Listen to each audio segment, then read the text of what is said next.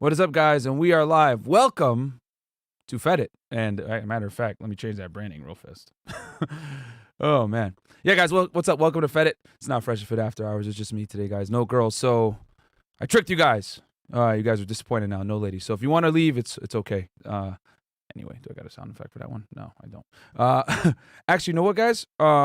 Give me 1 second. I'm going to get, because I'm sitting here, as you guys know, I'm sitting here at Chris's desk. And Chris, well, his sound effects suck. So I'm going to get mine, which are way better. Give me 1 sec.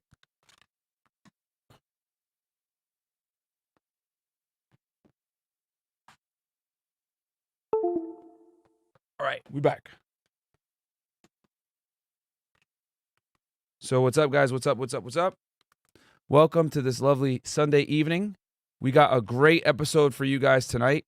I'm going to break down the Casanova case, and I'm going to walk you guys through everything.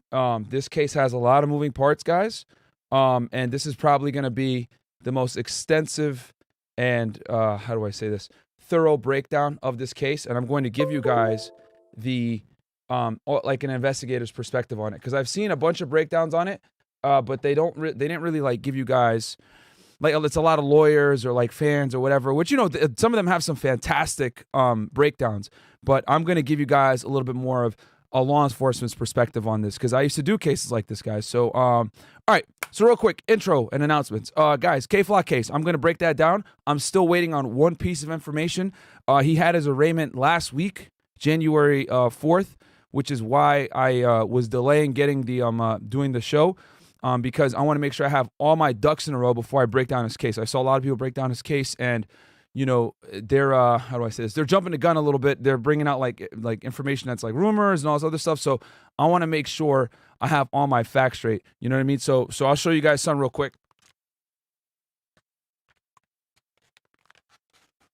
I don't see anyone else with this. I have his state criminal complaint, okay? As you guys can see, state of New York versus Kevin Perez. This is him. This is K-Flock, guys. I have it here, and I'm gonna break this down with y'all. But the thing, like I said, is I want to make sure I have everything. So at the arraignment he just had, I'm waiting for that stuff to upload, and I have someone helping me out to get docs. So when those docs come out, I'm definitely going to, you know, break it down with y'all and give you guys all the game. So let me hit some of these super chats real quick. And thank you guys so much for being in here. Could be anywhere else in the world, but you're here with MG. So welcome to the show. Let's see here. Okay, so we got Roy Barnes. Let's go. Super chats are enabled. I've been waiting for this case breakdown. Hope you had a great weekend, Myron. Yeah, absolutely. I literally just woke up, guys. I was working on that case all night. I didn't go to sleep until like 2 or 3 in the afternoon.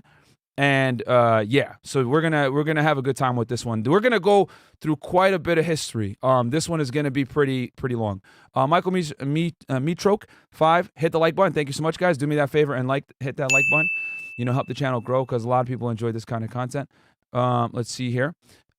Second super chat on the channel. Congratulations, Myron. Thank you so much. I appreciate it, Pina. You are the best. And then let's see here. And then we got Candace M. Congrats on a new channel. Looking forward to some fire content. I got y'all, and I did not disappoint this time, man. Trust me. Let's see here. And then just dropping in to show support. Thank you so much, Karan. I appreciate that greatly. So cool. Guys, give me ones in the chat to make sure that video and sound is good, and I'm going to start breaking this bad boy down. If I see ones in the chat, I'm going to start doing this right now. And also like the video on your way in, guys. I want to make sure that I get all these announcements out, because I already know that, you know, there's going to be a lot of questions on this one. Guys, if you have questions, just super chat them in. Cool. All ones. All right. And I'm definitely going to do a Q&A at the end for y'all. But this one is fairly extensive. I'll stop in between just to read chats here and there. But, you know, I want to make sure I give y'all this sauce. So without further ado, I've gotten a lot of requests for this case. You guys have been asking me to break down this case for a long time, Casanova. And, you know, hold on. Let me close some of these tabs. I got so many tabs open. Sorry, guys. Okay. You guys have been asking me to break this case down for a while. And, you know, obviously it's a high-profile case. And, you know, but we're also going to break down, because there's so many different elements here. There's Casanova. There's a gang. There's racketeering.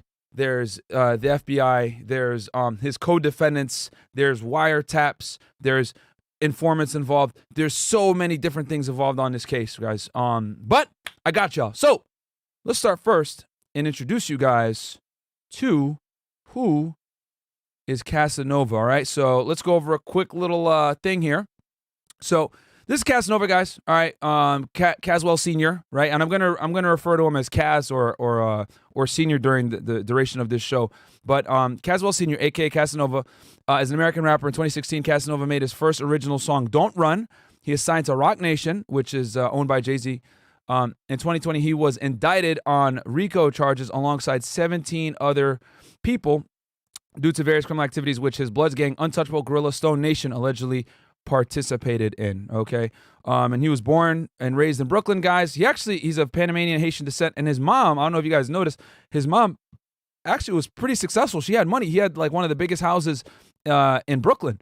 So, it's not like he was, coming up from the gutter and not really, aware of what it was like to live a better life. His mom did do a very good job at providing for him. And as a matter of fact, in interviews, he's been on several interviews. You guys probably now that you guys saw his picture, you guys might recognize him. He's been on Vlad. He's been on, what's the other one he was on? A Breakfast Club, etc. Nick Cannon's joint. And he talks about how he did a significant amount of time, around 7 years or so, for burglary. He got convicted of burglary twice, guys. He was robbing checks cash locations. And he actually broke it down how he used to do it. Like, he'd run in there with a shotgun, right? And his boy would be in there with him, and he'd be like, "Yo, give me the money." And then his boy would be like, "No, just shoot him. And then, obviously that's going to have the clerk going like, "Oh God." And then, he'd be like, no, I ain't going to shoot him. They're just going to give me the money. And they ended up, they would give him the money and he'd run out of there. And one time he stole about $7,500 out of a checks cash spot, right? And he steals the money, and he didn't really have a mask on, and he ran to an apartment where his girl was at with his boy, and he had all the money. And so the cops found out who it was, and they started following him. And they knocked on the door, and he was there with his girl. She opened it up, and then they came in and they arrested him, and he ended up doing 6 or 7 years for that. He took a plea deal and ended up doing the time. But while he was in prison, guys, he was cutting people. You know what I'm saying? He got in a lot of fights. He was put in a hole for a lot of time. He actually ended up doing another year in prison for basically for not behaving well. You know what I'm saying? Like getting in fights, slashing people, giving people something called a $150, which is when you cut someone in the face to their lip in New York. That's the slang term for it, and the prison system in New York City, giving someone a $150. So he was doing all that, and I think he only got caught twice for getting for slicing someone, but he did it 6 or 7 times, and he admitted to all this, guys, in public interviews. And we're going to talk about why this is important down the road, okay? But that's a quick little overview of who he is from a personal standpoint, right? So Casanova is a member of a gang, guys, called the Untouchable Gorilla Stone Nation, which is a set of the Bloods, okay? And what we're going to do is we're going to go through. So I'm going to break down who Casanova is, right? Then I'm going to break down the gang he's associated with. I'm going to break down the Bloods and then break down the Gorilla Stone Nation, because see how we're working our way back? Then we're going to talk about RICO. Then we're going to talk about the actual charges and everything else like that, so this all makes sense. Then we're going to look at the indictment as well. So first, let's break down who, and quick before I get into this, let's make sure I get, let's see. We got, I'll read some of these chats real quick, and then we're going to get into the Blood gang, guys. So grab yourself a drink, and we're going to go down memory lane on this one with the history. Showing love from Discord. Spear, thank you so much. I appreciate that. We got James NYC GK. Congrats on the new endeavor. I appreciate the risk. You took a leave. You took to leave a GS-13 job to make your empire. Facts, bro. That's a $100K a year plus a job, so you understand where I'm coming from with that one. Casual Germ, $20. I got to pay tuition to the homie. The fact that you can stay on point and maintain your audience attention is amazing. Congrats on your success, bro. I'm proud to be a part of this community. Shout out to the Discord gang. Thank you so much, man. I love y'all, man. Appreciate the support so much, guys.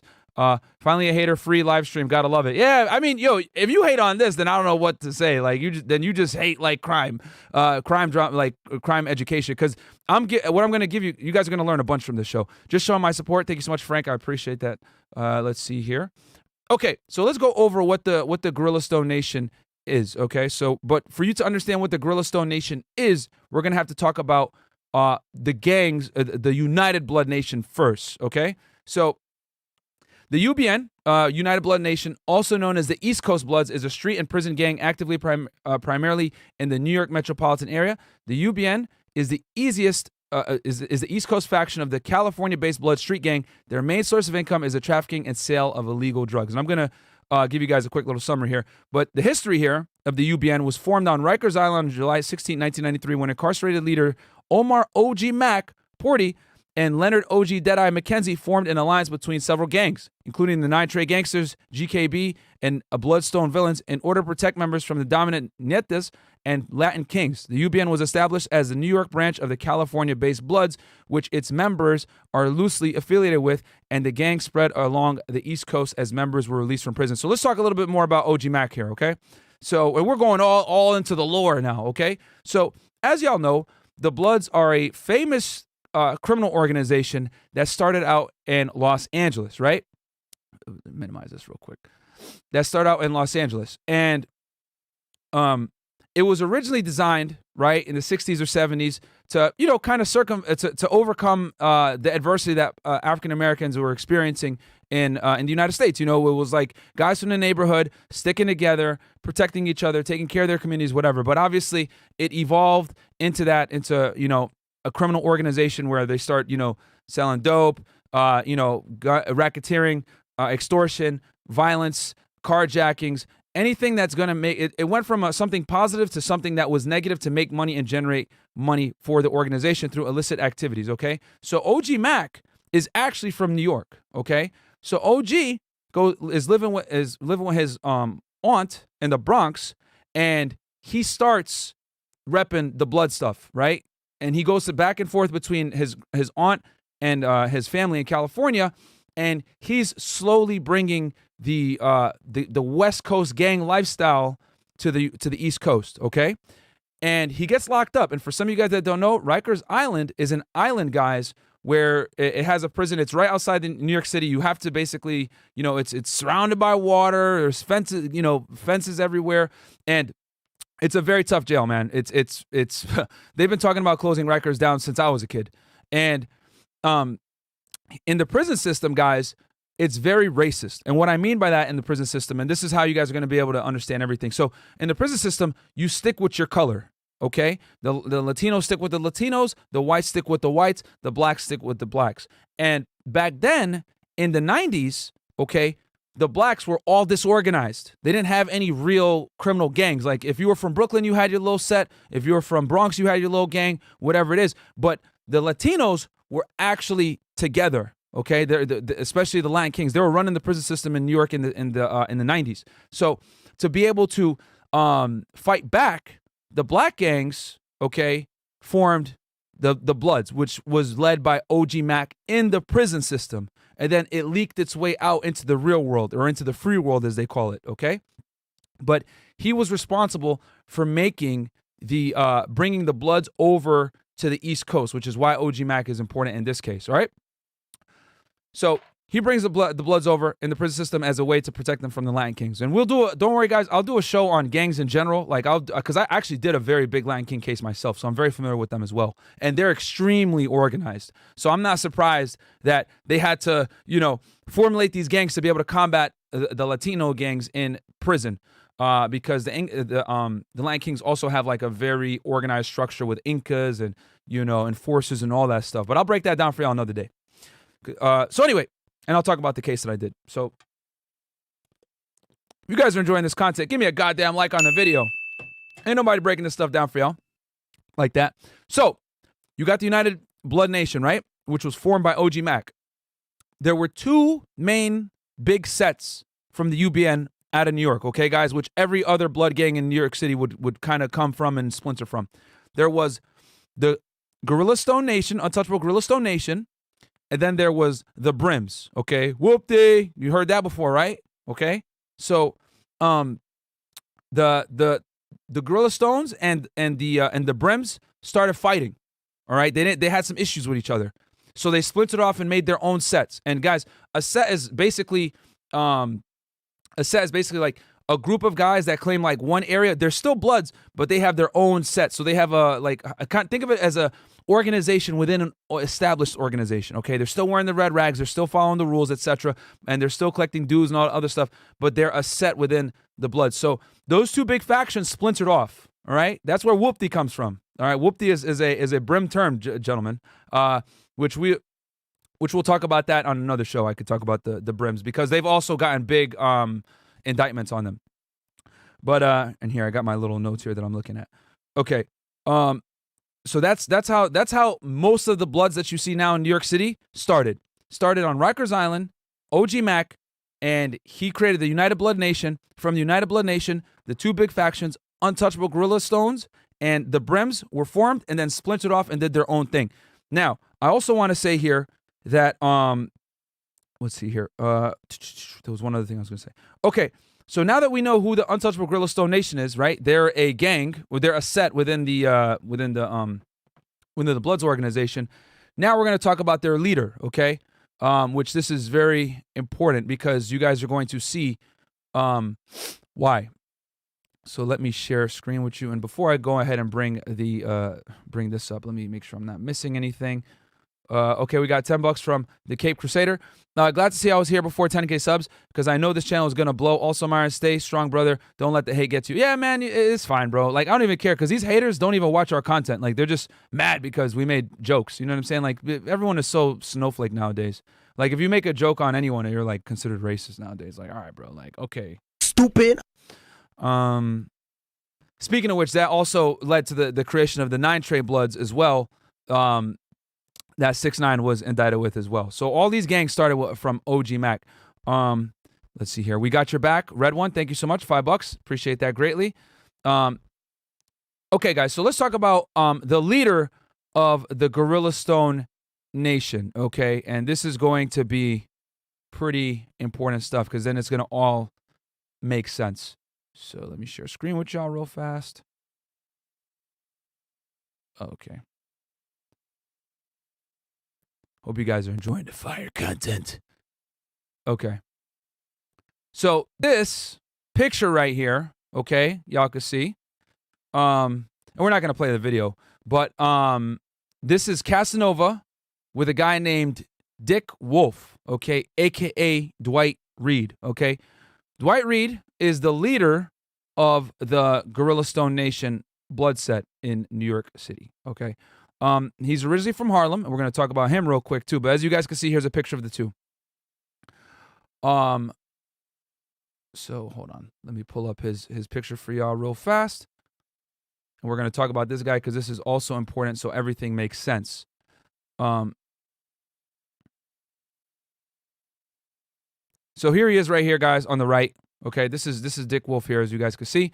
And also, I want to let y'all know that the original Blood, OG Mack, is doing like a bunch of. I think he got convicted. He got convicted of a bunch of racketeering charges.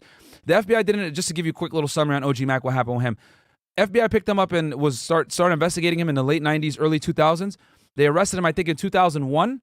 9/11 happened, so the case got pushed back, and then they ended up bringing him. He went to trial and he lost, and he's in prison right now. He's gonna do the rest of his life in prison. He got hit with everything from like murder and conspiracy to racketeering, extortion, drug trafficking, all that stuff, possession of firearms. He got hit with all that stuff, and he's in prison right now in Florence, Colorado, which is the most high security federal prison in the United States. Okay, so yeah, this is our boy right here, Dick Wolf. Well, this thing's taking forever. But yeah, that's him, as you guys can see. Now, you guys are probably wondering, well, who the hell is this guy, a.k.a. Dwight Reid? Okay, so this guy is, like I said, the leader of the Gorilla Stone Nation, and he actually is in prison right now. He got sentenced to 50 years for killing a guy. And I'm going to show you guys this as well. And of all things, he killed her. He's going to prison, or he's in prison for a scuffle in Harlem for shooting a guy over a woman, which is a whole... So let's go through this real quick. New York Post. An alleged gunman who cops believe the city's first killer to be hopped up on the club drug Molly was busted in Pennsylvania after crashing into a police car, sources told the Post on Friday. Dwight Reid, 42, allegedly shot Calvin Wallace, 33, in the head at point-blank range in PJ's bar in Harlem on January 8th and then disappeared. But he resurfaced in May when cops came in Harrisburg, pulled him over, and noticed he had appeared drunk. Reid, who has done 3 stints in prison on burglary and robbery convictions, allegedly sped off and cops gave chase. So, minutes later, Reid, who was, minutes later, he allegedly crashed into a police cruiser and was arrested after a short foot chase. So yeah, quick little background on this. So, guys, he's at a club, he's at PJ's, which is a very famous like spot in Harlem. You know, you hear Cameron and all them talk about it. And this dude is talking to a girl that he knows. He goes up to the girl, hey, you know this dude, what's your problem, blah, blah, blah. And they get in a little argument, and then the dude gets in an argument with him. So he's like, all right, I got you. So Dwight leaves the location, comes back with a gun, points it right at his head, and basically does the Denzel Washington joint, Blue Magic. Kills him. All right, shoots him right point blank right in the head in front of everybody. Okay, kills him. Then he goes on a run down to Pennsylvania. He's drunk. He's drinking and driving, right? DUIs and all that other stuff. He's all over the place, swerving all over the road and shit. They're like, what the hell? Like, what's wrong with this dude, right? And hold on, give me one sec, guys. So he's swerving all over the road in Harrisburg, Pennsylvania. They pick him up for DUI. NYPD gets information that he's down there in Harrisburg, and they hadn't put out that he was wanted for murder yet, but they just found out. I forget how they found out. They were doing like some records checks. So they find out that he's down there. So NYPD detectives snap him up while he's in court proceedings down there in Pennsylvania, because he was living down there for a few months now under a different alias, whatever it may be. So they grab him and they bring him back to New York, charge him with murder. He ends up getting convicted, gets like 50 years. Okay, so he was in the jail system. Okay, when all this crap popped off with the Gorilla Stone Nation. So I want to make that very clear. So the leader, guys, in summation, Dick Wolf, aka Dwight Reid, who the indictment is pretty much named against, right? Because he was the top guy at Gorilla Stone Nation. He was in prison because he had shot and killed a man back in 2014 over a dispute over a woman, okay? And he was on Molly when he did it. And he ends up getting caught as a fugitive later on in Pennsylvania, all right? But while he's in prison, he still is running the gang. Now, I'm going to show you guys some stuff here before we get into the actual charges. So we went over who Casanova is. We went over what is the United Blood Nation, and then from there we splintered it off. What are the Untouchable Gorilla Stones? All right. Now here, I'm going to show you guys some stuff that is pretty important for you guys to see, because I'm going to show you guys from the Fed's perspective how they were probably looking at all this. Okay. So it's very clear. You guys can see that. Here's Casanova's song, Set Trip, and this was one of his biggest hits. This came out after Don't Run, and I'm not going to play the music, obviously, because I'm going to get hit with a copyright immediately. But as you guys can see, here he is. You know, they got the ape mask on. He's there with a bunch of affiliates. You see red bandanas everywhere, right? This is an esteemed panel of gentlemen, clearly, right? And in the song, he's talking about, you know, punch you in your face, motherfucker, I'll knock your teeth out. You know what I'm saying? All this stuff. All right. So, but you can clearly see from the video, here we go, gang signs, right? This one is a very common one for Bloods. Bandanas. This is ape sign right here with the to make an A, right? AKA the Gorilla Stone. So, I mean, bro, if I was a case agent on this shit, I'd be like, all right, clearly this guy is a member of the gang, and if you listen to the lyrics, he's saying a bunch of gang affiliated codes, who brought you home, etc., which is a term for who initiated you in, etc. I'm G checking these fucking clowns, what set you rep, all this other stuff, right? So that's just one. Now, actually, this song is tough though, I ain't gonna lie. But I'm putting on my federal agent hat real quick, okay? I'm taking my music fan hat off and I'm putting on a federal agent hat for y'all, right? So if I'm the agent, this is what I'm looking at, all right? So let's look at another video. Let's see here. If you guys are enjoying these breakdowns, give me a goddamn fire emoji in the chat, all right, while I pull up this other video for y'all, because I'm giving y'all the Fed perspective here as we watch these music videos. Because I'll tell you this, they're definitely watching. I'll tell you that. So here's another one here, okay? Class Murder, Big Ape, okay? This is the anthem for these guys, by the way, guys, all right? This song's tough, too, I ain't gonna lie. But as you can see, they're here in Harlem, shooting it. Bunch of Bloods in the background, right? Bandanas everywhere, red rags. Okay. Got the 2X chain, which is Casanova's brand. Okay. And Cass is obviously in the song too. And you can see a bunch of gang members all in the background. Because, yo, real talk, when you have bangers like this, right, where it's a gang song, I always, if I was on this case, I'll be looking at the background. The people that are going to be closest to him are going to be obviously gang affiliated. You see, you got the girls with the bandanas. You know, as an investigator, that's what I'm looking at. I want to know everyone that's around him in the circle that's closest to him, you know, as an investigator. So this is him, right? And then a Cass comes on, right? More gang. Look at his chain, by the way. Here, check. If you guys can see, what does that look like? Oh, it's an ape. Right?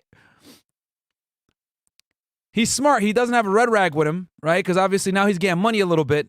So he's not trying to, you know, be all out there like that, right? This is what, a couple years after set tripping. There we go. Gang handshake. Okay. Yeah. So this is obviously, you know, we watch the videos like this all the time. Like, okay, who are these people? That's how you gonna look at it, right? So anyway, this is a good song too. Anyway, so stop sharing. Then I'll show you guys some more stuff, right? So you got a picture of him with Dick Wolf in prison, right? And then you got all these music videos, right, where it's clear that he's affiliated, right? Let's look at some more stuff. Here's another one with Fetty Luciano. Fetty Luciano, guys, is part of the G-Stone Crips, a.k.a. this is GS9. This is Bobby Shmurda's people, all right? Here's a song he did with Casanova, right? Bloods and Crips, you know, unifying to make some music, which is, you know, great thing. You can see they're throwing up the A's, right? And then him with his guys, Fetty Luciano, they're walking around with Crips. Okay, that's something that New York Crips do all the time. They actually walk around with canes, guys, and crutches. They're cripping for real, right? That's a New York Crip thing that they do. Well, it looks like one guy actually has his foot hurt. But anyway, you guys get the point, right? Now, oh, and by the way, let me break this down for y'all real quick, because I know some of you guys are probably like, wait, Myron, what the fuck? Why are Crips and Bloods together in a music video? What the hell's going on here? So let me break this down for y'all real quick, because New York Bloods and Crips are very different than West Coast Bloods and Crips, right? So in New York, guys, it's common for Bloods, Crips, GDs, Gangster Disciples, all these guys to be friends with each other and all be from a different gang, but still kind of be like one in an umbrella group, okay? Like that like New York is not like the West Coast where it's like, no, you only stick to your own and you don't fuck with nobody else. You know, the West Coast still has that to some degree, but it's not as frowned upon in New York as it is on the West Coast, right? Because they're in the West Coast, it's ingrained, man. You're born into a Crip family, like you're inheriting beefs from generations ago, etc. But in New York, the Bloods and Crips, a lot of them are friends with each other based on where they're from. Okay, so it's not uncommon to have Crips and Bloods that are best friends that shoot at ops together, okay, or opposition, okay? And I'll give you an example of this. You look at like the Wu, right? Rest in peace to Pop Smoke, right? You look at the Wu. That's an alliance, guys, of Crips, Bloods, some renegade GDs, etc. And they all beef with like the Blicky Gang, 22Gs in them, and Coach the Ghost, you know, aka the Twirlers. And even though the Wu has different gangs, it's one faction, one umbrella that goes after the Chos, right, in this case, which is going to be mostly 90% GDs, all right, versus the Wu is Bloods and Crips. So in New York City, it's common for members of different gangs to be friends with each other and work with each other to align themselves to fight off ops, Okay, so that's why I want y'all to kind of understand that, because I know some of you guys are probably watching that video like, what the hell is going on here? Why are they doing a music video together? But that's how New York gangs work. All right. Let's see here. Let me just read some of these things. So just want y'all to understand the gang culture real quick as far as like how New York goes, because it's much different than New York City, than California and LA. All right, cool. Y'all are enjoying this. Awesome. All right, so let's keep going. Right. So we went over Casanova, went over Dick Wolf, went over some of the music videos. All right, so cool. So let's go over now what RICO is. All right, so we broke down who Casanova is, who the United Blood Nation are, who the Untouchable Gorilla Stone Nation are, Dick Wolf, right, the leader. Okay, let's talk about why the feds took this case, all right? And then we're going to talk about RICO. So let me break this down for y'all real fast. The feds come in if the case is significant, right? Because a lot of people ask me all the time, what's the difference between the feds and the state, etc. Shout out to Fresh Prince CEO in the fucking house, man. This is fire content. Don't play the audio though, bro. Yeah, I know. I already know. They gonna hit me with that copyright. Immediately. They're like, "Hey, Myron Gaines, we see you." Snipe me out. So, shout out to him. Go subscribe to his YouTube channel, by the way. Freshman CEO. He does the vlogs. Shows his lifestyle and everything else like that. Going on dates with 1 million girls. I don't know how he does it, but yeah, more power to you. Bless up, man. So anyway, why did the feds take this case? So. You guys got to understand that when it comes to federal cases, the feds only take cases that, number one, they're going to win, and number two, benefit them with media exposure, with, violent offenders, etc. So, how do I say it? I'm just going to have to be honest. A lot of feds are clout chasers. I'm just going to say it, all right? Like, if you're a celebrity and you're committing crimes, right, the feds are probably going to come after you because it's going to make headlines. It's going to make the United States Attorney's Office look good. It's going to, you go get a promotion. You're not going to get a promotion, really, because, the feds are paid on a pay band. But you're going to get respect in your office. So, like, doing big cases is what distinguishes you as a good case agent, okay? And if you could arrest a high-profile artist or a criminal, whatever it may be, or a big organization, that's considered a big W. So that's number one. Why did the feds take this? Well, obviously you got a gang, right? The Bloods, which we're going to talk about that in a second. You got a rapper. You got a big conspiracy spanning all across different state lines, prison system, etc. Right? This is not uncommon for the feds to go after gangs. And then on top of that, they're in one of the worst districts to have a gang in, which is the Southern District of New York. Okay, guys. So the Southern District. So there's two different things that you have to deal with when you're talking about federal prosecution. You got the office and the agency. Then you got the United States Attorney's Office. Okay. So the agency that did this case was the FBI. All right, Federal Bureau of Investigation, New York Field Office. Okay, ran this case. Then the prosecuting office was the Southern District of New York, which is based in Manhattan. Okay. Now FBI New York. Very, all the New York federal agencies, offices work really hard because they're in New York City. There's a lot going on there, huge population, etc. So it's very competitive in New York City between the FBI, Homeland Security Investigations, us, which, I resigned from, as you guys know, IRS, etc. Every agency has a big field office in New York, and it's extremely competitive. They're always fighting over targets, fighting over stats, fighting over arrests and seizures, etc. So New York is where you've got to bring your A game if you're an agent and you want to do big cases. And then on top of that, the prosecutorial office there is extremely aggressive. The Southern District of New York, guys, has put away some of the most heinous criminals, okay? We're talking the big mob bosses, the big gangsters, the big, Epstein, any big case that comes out of New York, 9 out of 10 times comes out of the Southern District of New York. Not the Eastern District of New York, which is Brooklyn, but the Southern District of New York, which is based in Manhattan. That's who got 6ix9ine. That's who got John Gotti, all that stuff, all right? So that's why the feds took this case, because it was going to be high profile.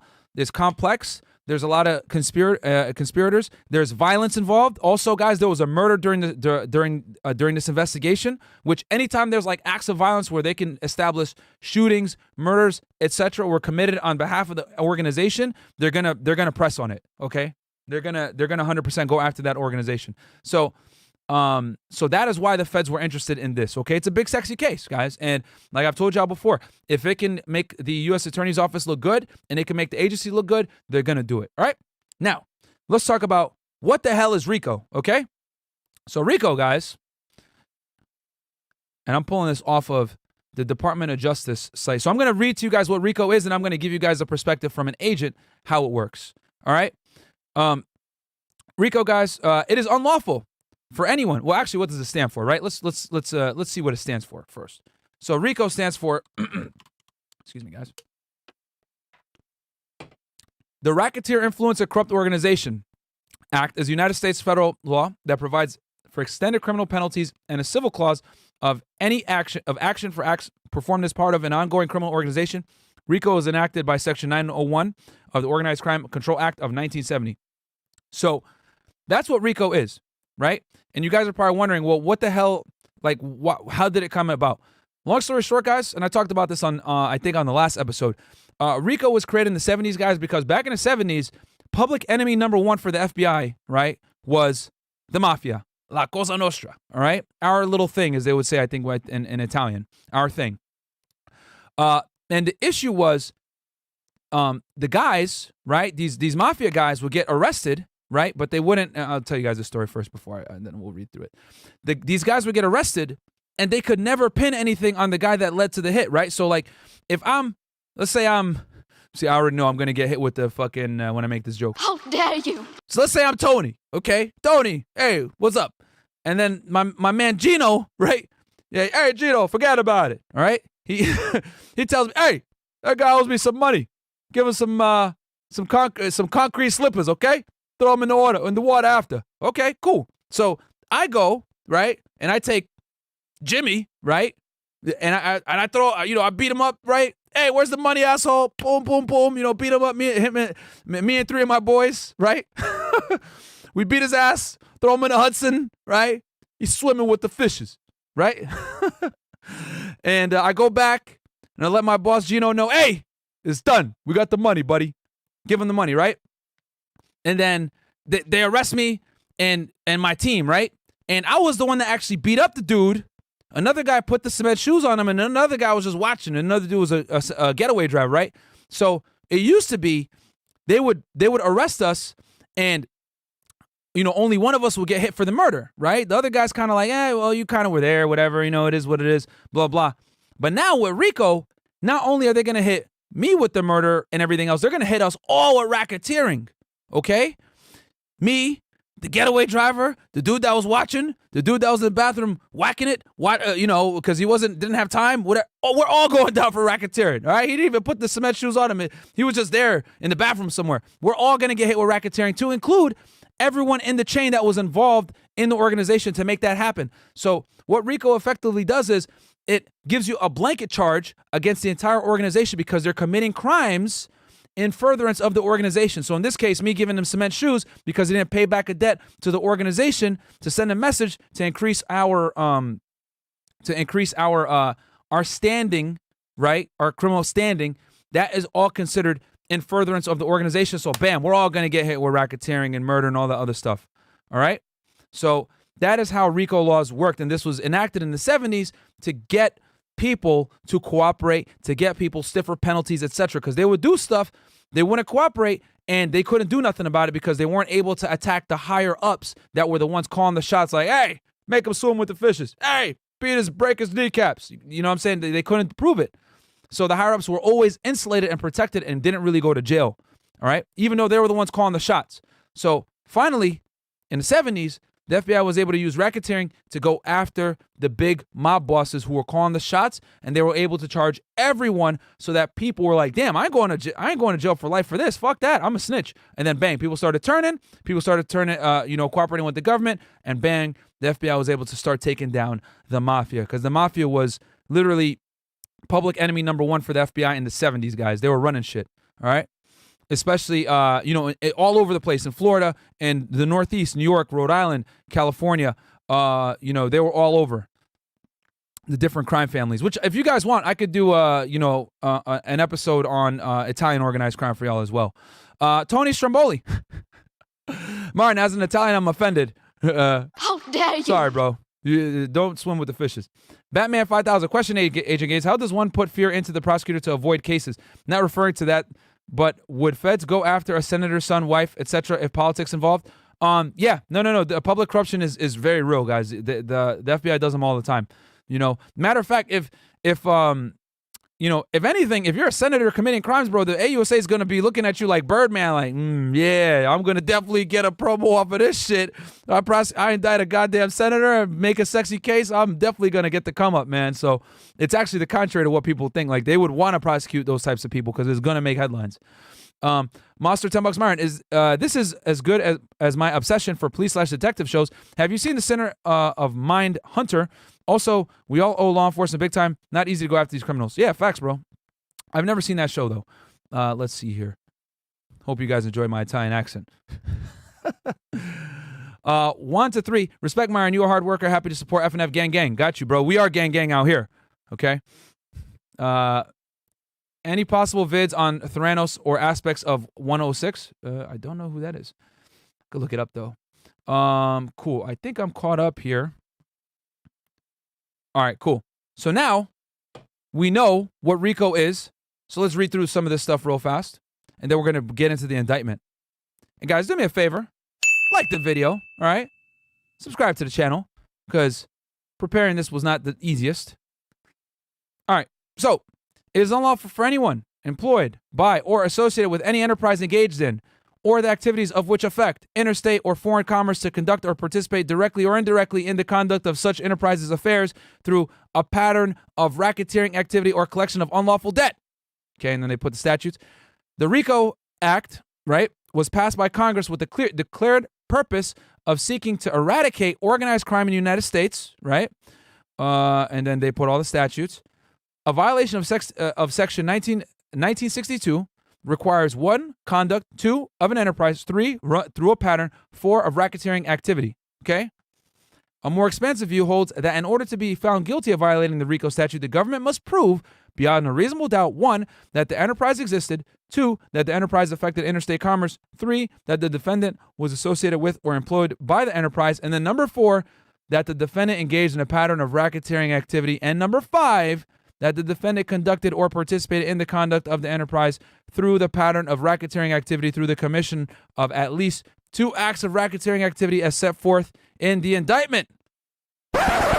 So, let's rewind that. Say that in English.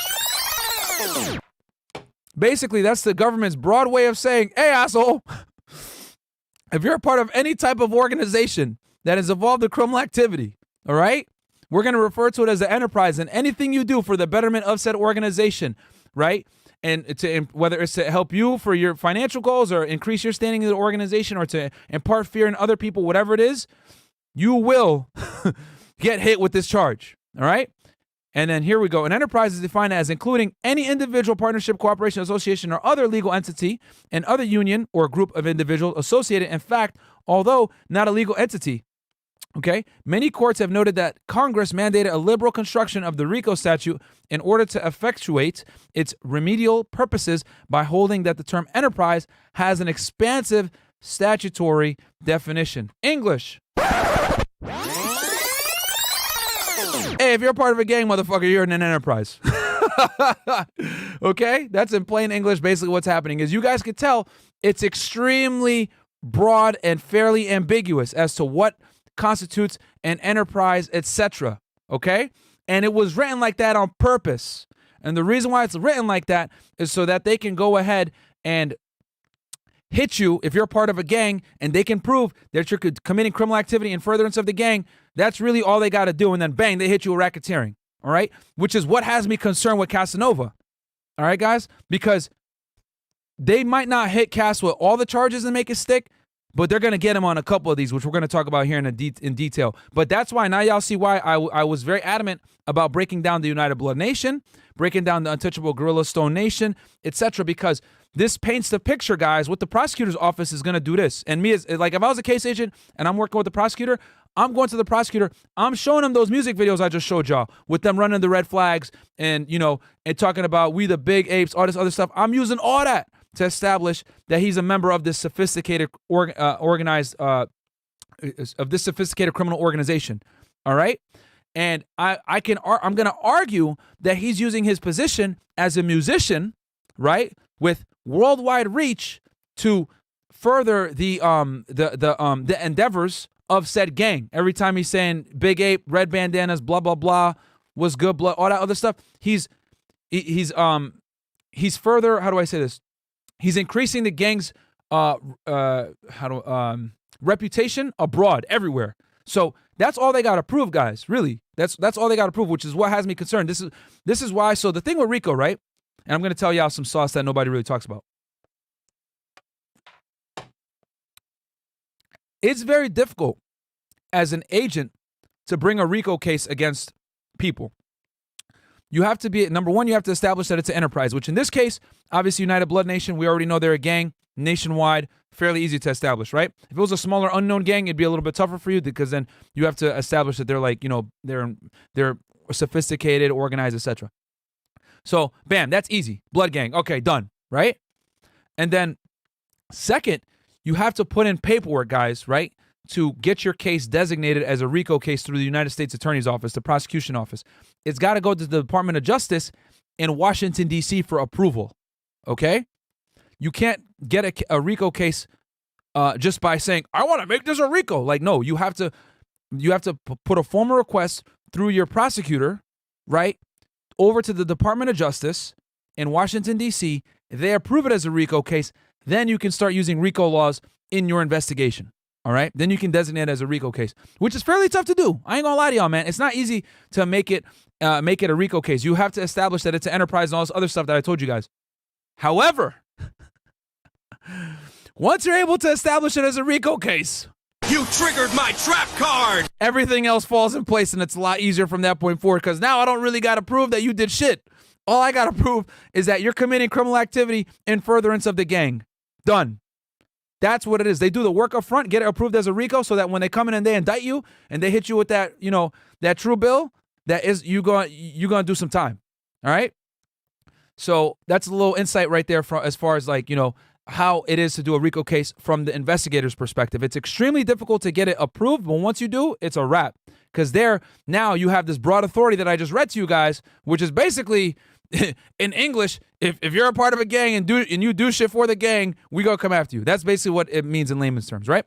So now that we know what RICO laws are, why they were created, etc., and we got the background, see how I'm systematically breaking this down for y'all, so you guys can understand the gravity of this. We're gonna talk about the actual charges, okay? We're gonna actually talk about, now we're gonna go into Casanova's case, but I had to paint the picture with you guys, and for some of y'all that are joining, number one, like the video. Number two, quick little recap. We talked about who's Casanova. We talked about his criminal history with burglary. We talked about his initiation into the gang, the Untouchable Gorilla Stone Nation. Then we talked about how the Untouchable Gorilla Stone Nation is a set of the Bloods underneath the United Blood Nation. We talked about the history of the United Blood Nation, how it started in New York City and Rikers Island with OG Mack. Then we talked about who Dick Wolf is, who is the top target in this case. He's the file title, right? AKA Dwight Reid, the top blood. We talked about his connection with Casanova, showed the pictures of them together. And then we talked about why the feds even probably picked up this case. I explained to you guys how, big sexy cases of what the Southern District of New York wants to do. Then we talked about what are RICO laws, and the history of how RICO laws came into play. So now that we got all this down, we're going to talk about the Department of Justice press release, okay? So anytime someone's arrested, right, a big person, Department of Justice does a press release, all right? And this is the press release that they did.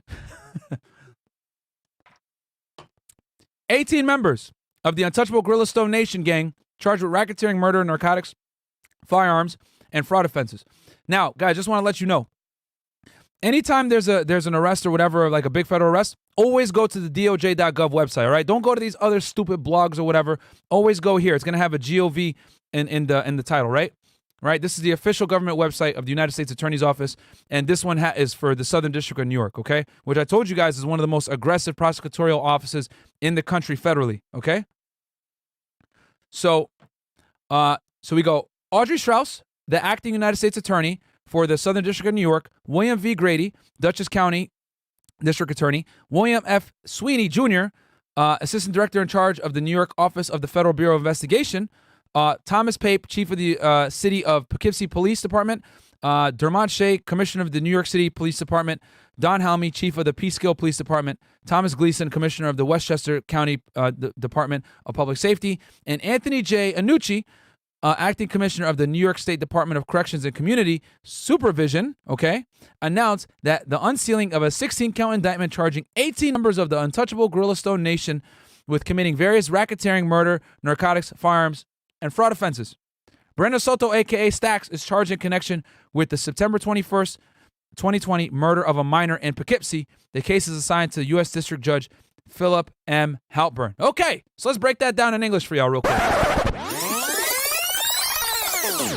Now, if you guys want to see who the main investigative agency is, always look and see who is the first agency they mention. Okay, so in this case, this guy, who's the ASAC, right, Assistant Special Agent in charge of the New York office, FBI. So now we know FBI ran this case, right?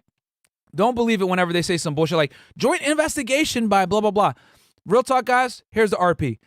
There is no such thing as a joint investigation. There's always one lead agency. Always one lead agency. You might work closely with another agency, but at the end of the day, there's one main agency and there's one main case agent that calls the shots, that when you sit there with the prosecutor and trial, the case agent sits next to the prosecutor, okay?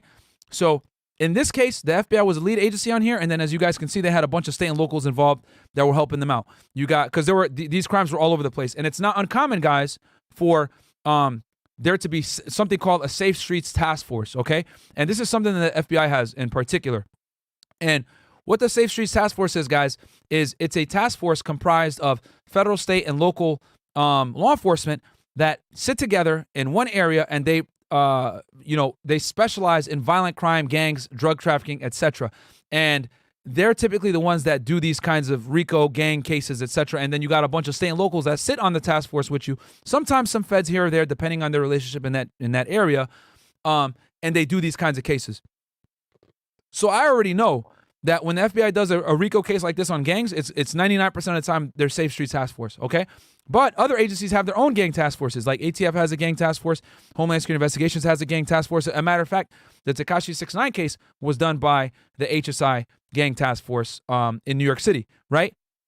And that case, I think, happened before this one. So I would not be surprised if the FBI and HSI did a little bit of fighting, with as far as like information goes, because you're going to have a lot of overlapping targets when you're dealing with like, blood organizations, etc. So whenever you read these press releases, guys, to figure out who the main agency was, whichever federal agency is labeled first is the one that did the case, all right? So, so here we go. This is basically, and, each of the acting attorney makes a statement, right? This always happens. So now y'all know how to read these press releases, right?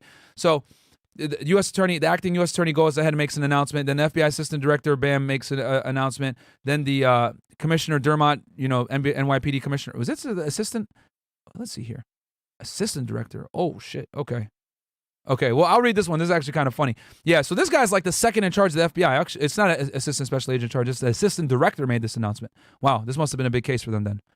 Let's see here. Assistant director in charge. Yeah, okay, yeah. Then this must have been really big for them to have the assistant do it. Because normally it's the special agent in charge that goes to these press releases, who he runs the office. So, okay, let me break the down hierarchies for you guys real fast. Hold on. So whether you're a part of the FBI, DEA, Homeland Security Investigations, ATF, Office of Inspector General, IRS, whatever, there's always something called a special agent in charge, guys, or the SAC, okay? They pretty much run the office. They're the top dog, but they're managerial. You know what I'm saying? They're not like running around doing cases. They just oversee everything.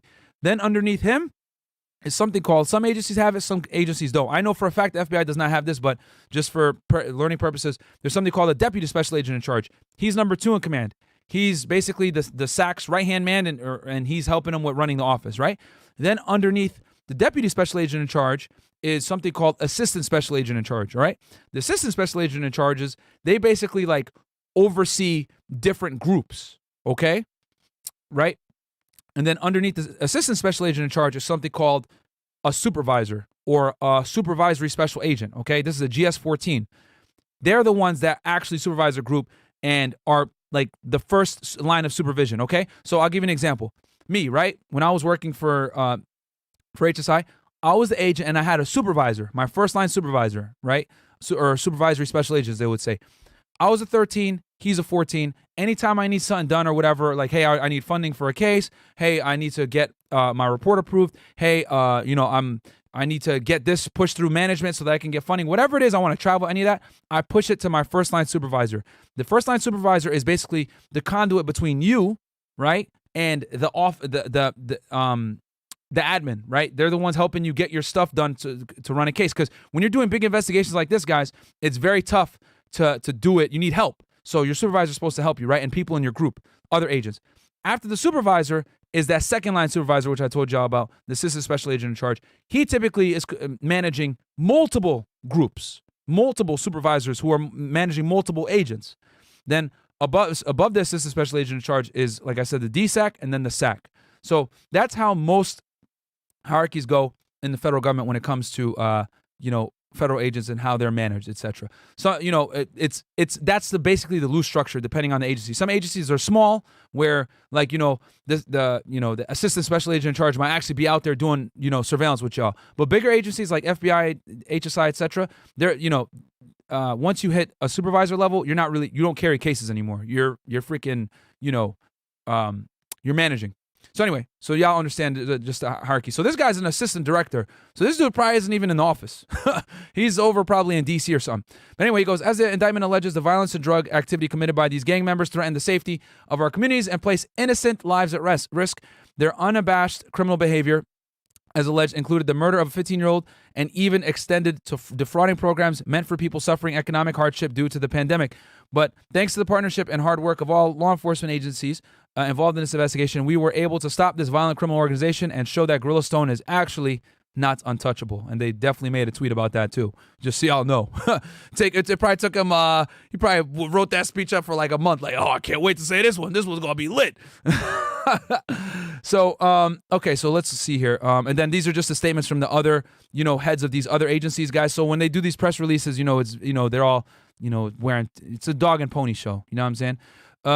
And then here is the indictment against all the people. As you guys can see, Dwight Reid is number one, a.k.a. Dick Wolf. He's the top guy, right? And then 17 of the 18 defendants are in custody. So Casanova, guys, when they pushed this out, Casanova was not in jail, all right?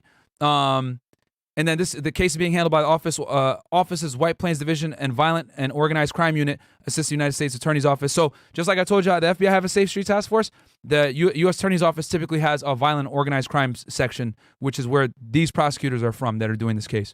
So, and then here's all the defendants, all their charges. God damn, football numbers coming in. And then here's the indictment, okay, which I already have up. You know what? Let me go back to the chat real fast. Okay. Hope you guys are enjoying that. I gave you a lot of sauce. All right, let's on how the structure is going. This is all public information, by the way, guys. I ain't giving none of y'all like some classified information or nothing like that. So this is all stuff that's out there. It's just that I'm putting it in a nice, concise format for you guys so you can understand. Okay, so let's see here. Can you do the Hush Puppy case? Very interesting one, considering he was in Dubai. What do you think the outcome will be? Oh yeah, he's fried. But I could do that case for y'all. No problem. Yeah, they got him for fraud. G Complex 217, $10 showing support for the new channel. And guys, we're gonna go over the indictment after this one. Okay, so I'll read these chats, then we'll get in. Showing support for the new channel. Off topic. Thoughts on the Henry Ruggs DUI case. Also, can I get a wrench to help out squad? Okay, sir. Let me see if I can give you a wrench. Well, it won't let me. Damn it. Okay. Someone mod him up if they can. And then yeah, guys, hit up the likes. Okay. And then we got Elizabeth Holmes and the Capitol riot on January 6th. Yeah, I could talk about the Capitol riots. I'll tell you how this, man. It's all misdemeanor charges. So, I mean, it is what it is. But we could definitely break it down. Robertson Ennis, shows fire fam. Can I get a wrench? Can someone give Robertson Ennis a wrench, please? Let's see here. I want to make sure I didn't miss any of y'all. Tony Stromboli Myron, as an Italian, I'm offended. Oh, yeah. Oh, okay, I read this one. Okay, I think we're caught up. Cool. Yeah, don't worry, guys. I'll do the 6-9 case as well. The 6-9 case is very similar to this one. Another gang RICO case. That one was done by Homeland Security Investigations. This one was done by the FBI. Because you had the 9 Trey Bloods, on one, and then you had the Untouchable Gorilla Stones, which they're opposing. They're almost kind of rivals. You know what I'm saying? They're both Bloods, but they're a little bit of rivals, especially in New York. But all right, so let's go over this indictment. Which when I looked at this joint, guys, I ain't gonna lie to you guys, I was like, oh Lord.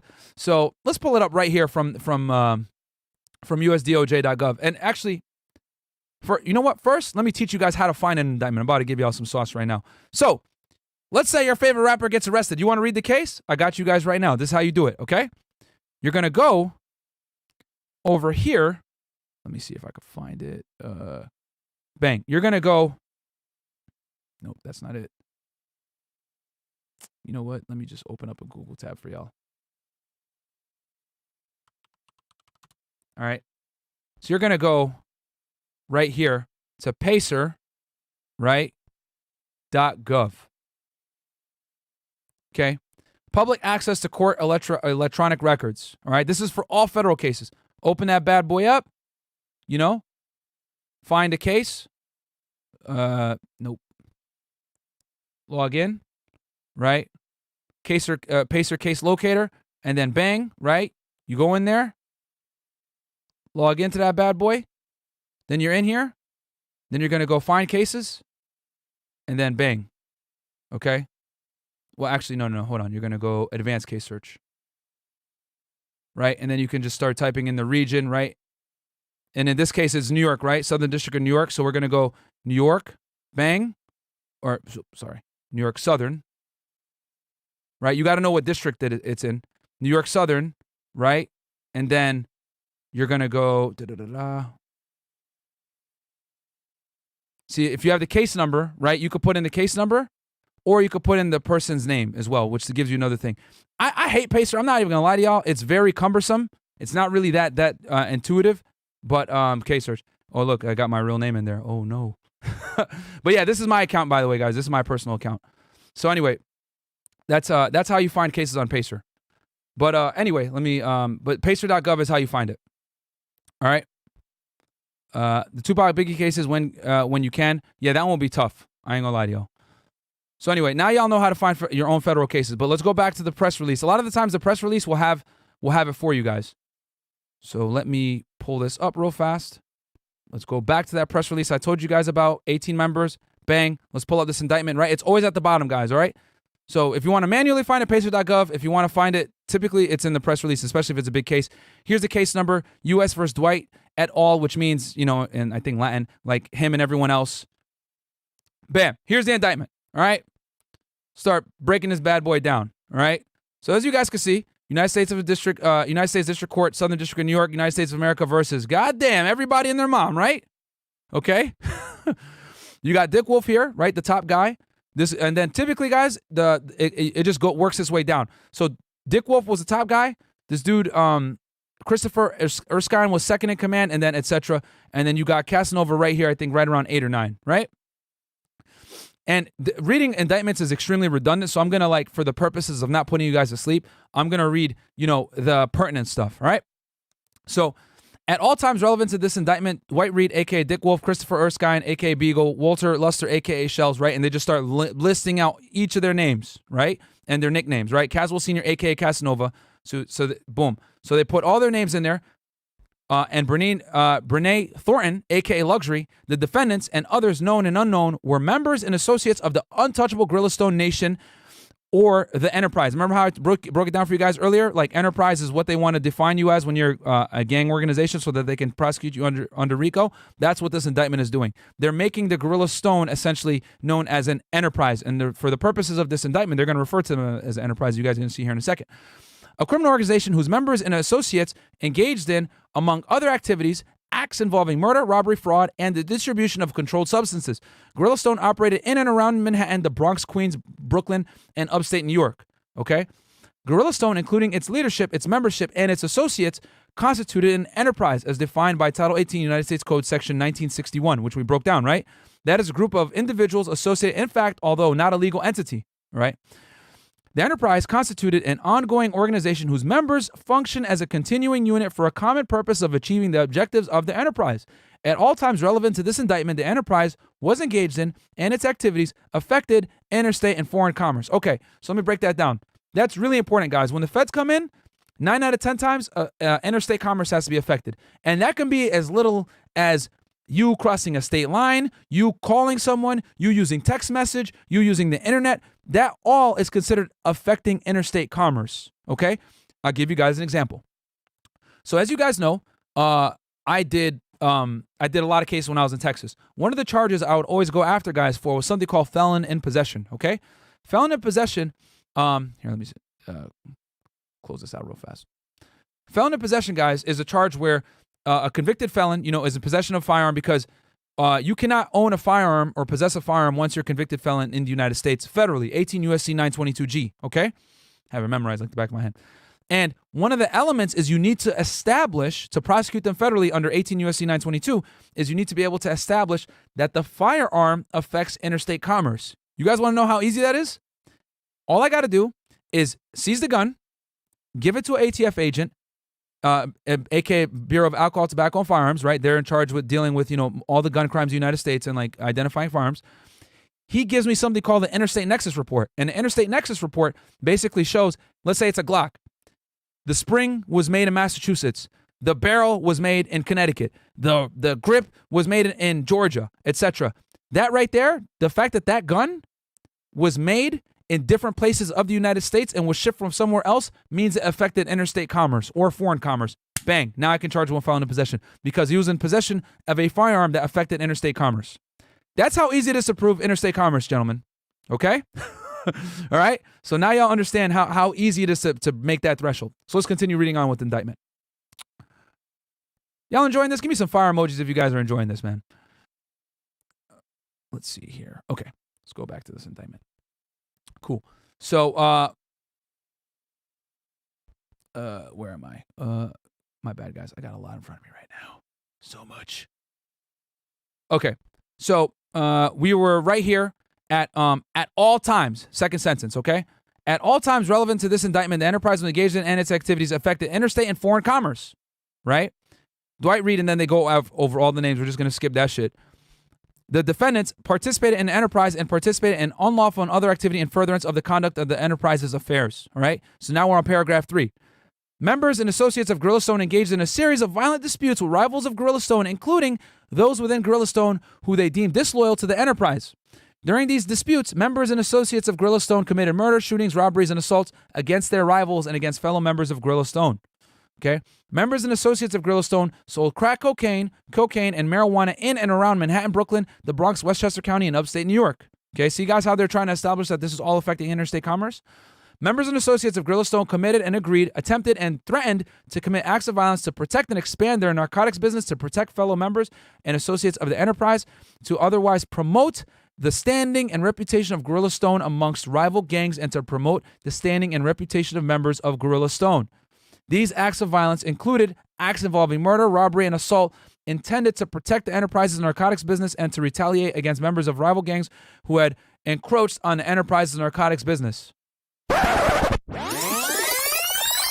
So let's put that in English. Basically, when Casanova's in music videos saying, punch you in your face, motherfucker, I'll knock your teeth out. That's one thing, right? It's music, right? Protected under the First Amendment. But if they see text messages and everything else where he's really punching people and knocking their teeth out in furtherance of the gang, which they do have, by the way, on his phone, then now they can establish you are committing criminal activity in furtherance of the gang. And not only that, your music and your stature in itself promotes Gorilla Stone.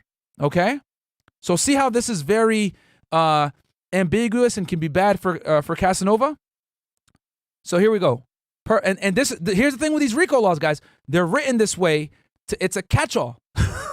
It's a catch-all. Like if you're a part of a criminal organization, this is designed to come after you. That's why it's written this way.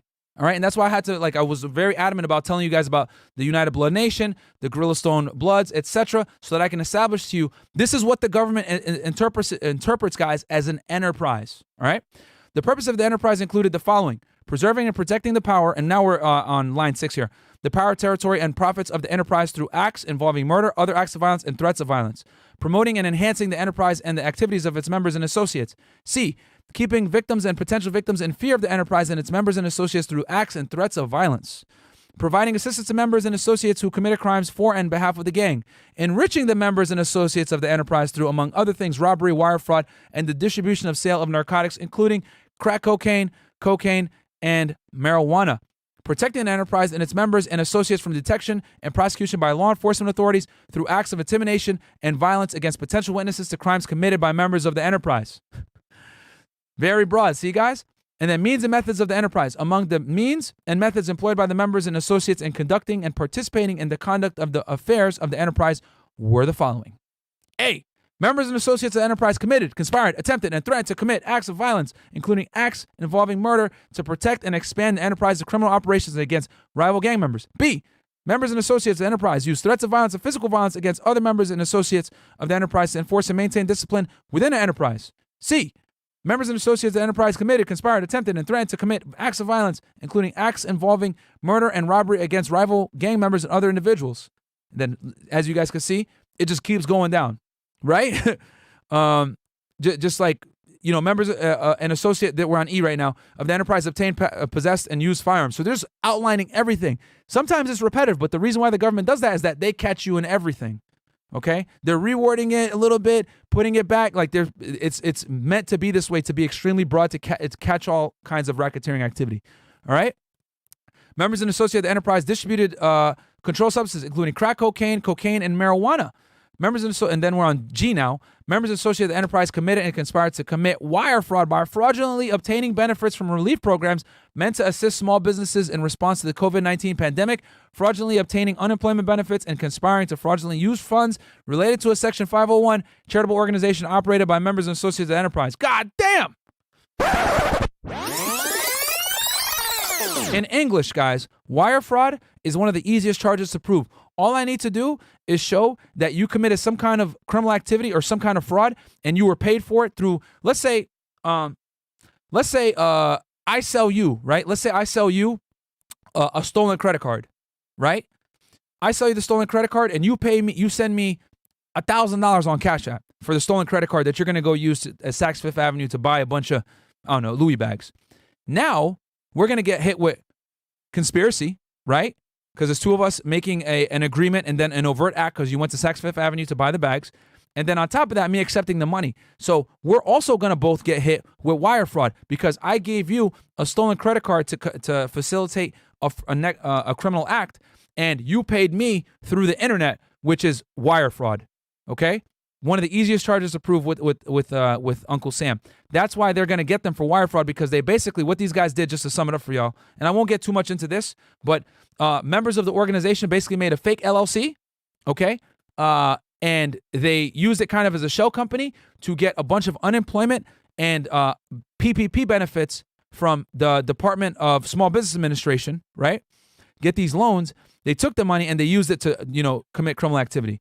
So that's why they got hit with wire fraud, because they lied on the applications to the U.S. government. Those applications were sent in. So right there, bam, that's going to constitute fraud. And then on top of that, the United States sent them money, right, through wire, and they got it through fraud. So bang, they get hit with wire fraud.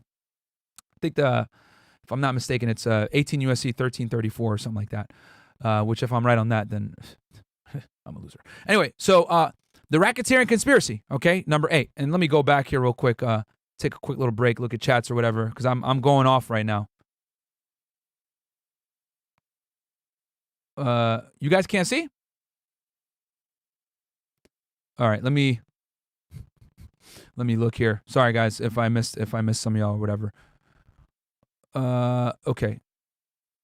Let's see. So you guys were saying you can't see. All right, I'm going to share the screen here in a second and pull it back up. But I was reading it to you guys, so don't worry about it. And then we got, Jabrizi in here. Here too, your new channel support, Myron. Thank you so much, Jabrizi. I appreciate that, my friend. All right, so my bad about that, guys. So let me share the indictment real quick with y'all.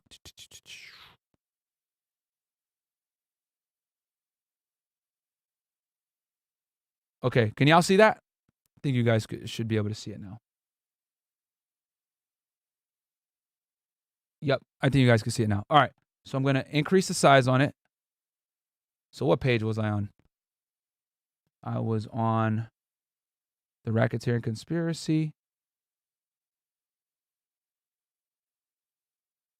the methods of the enterprise,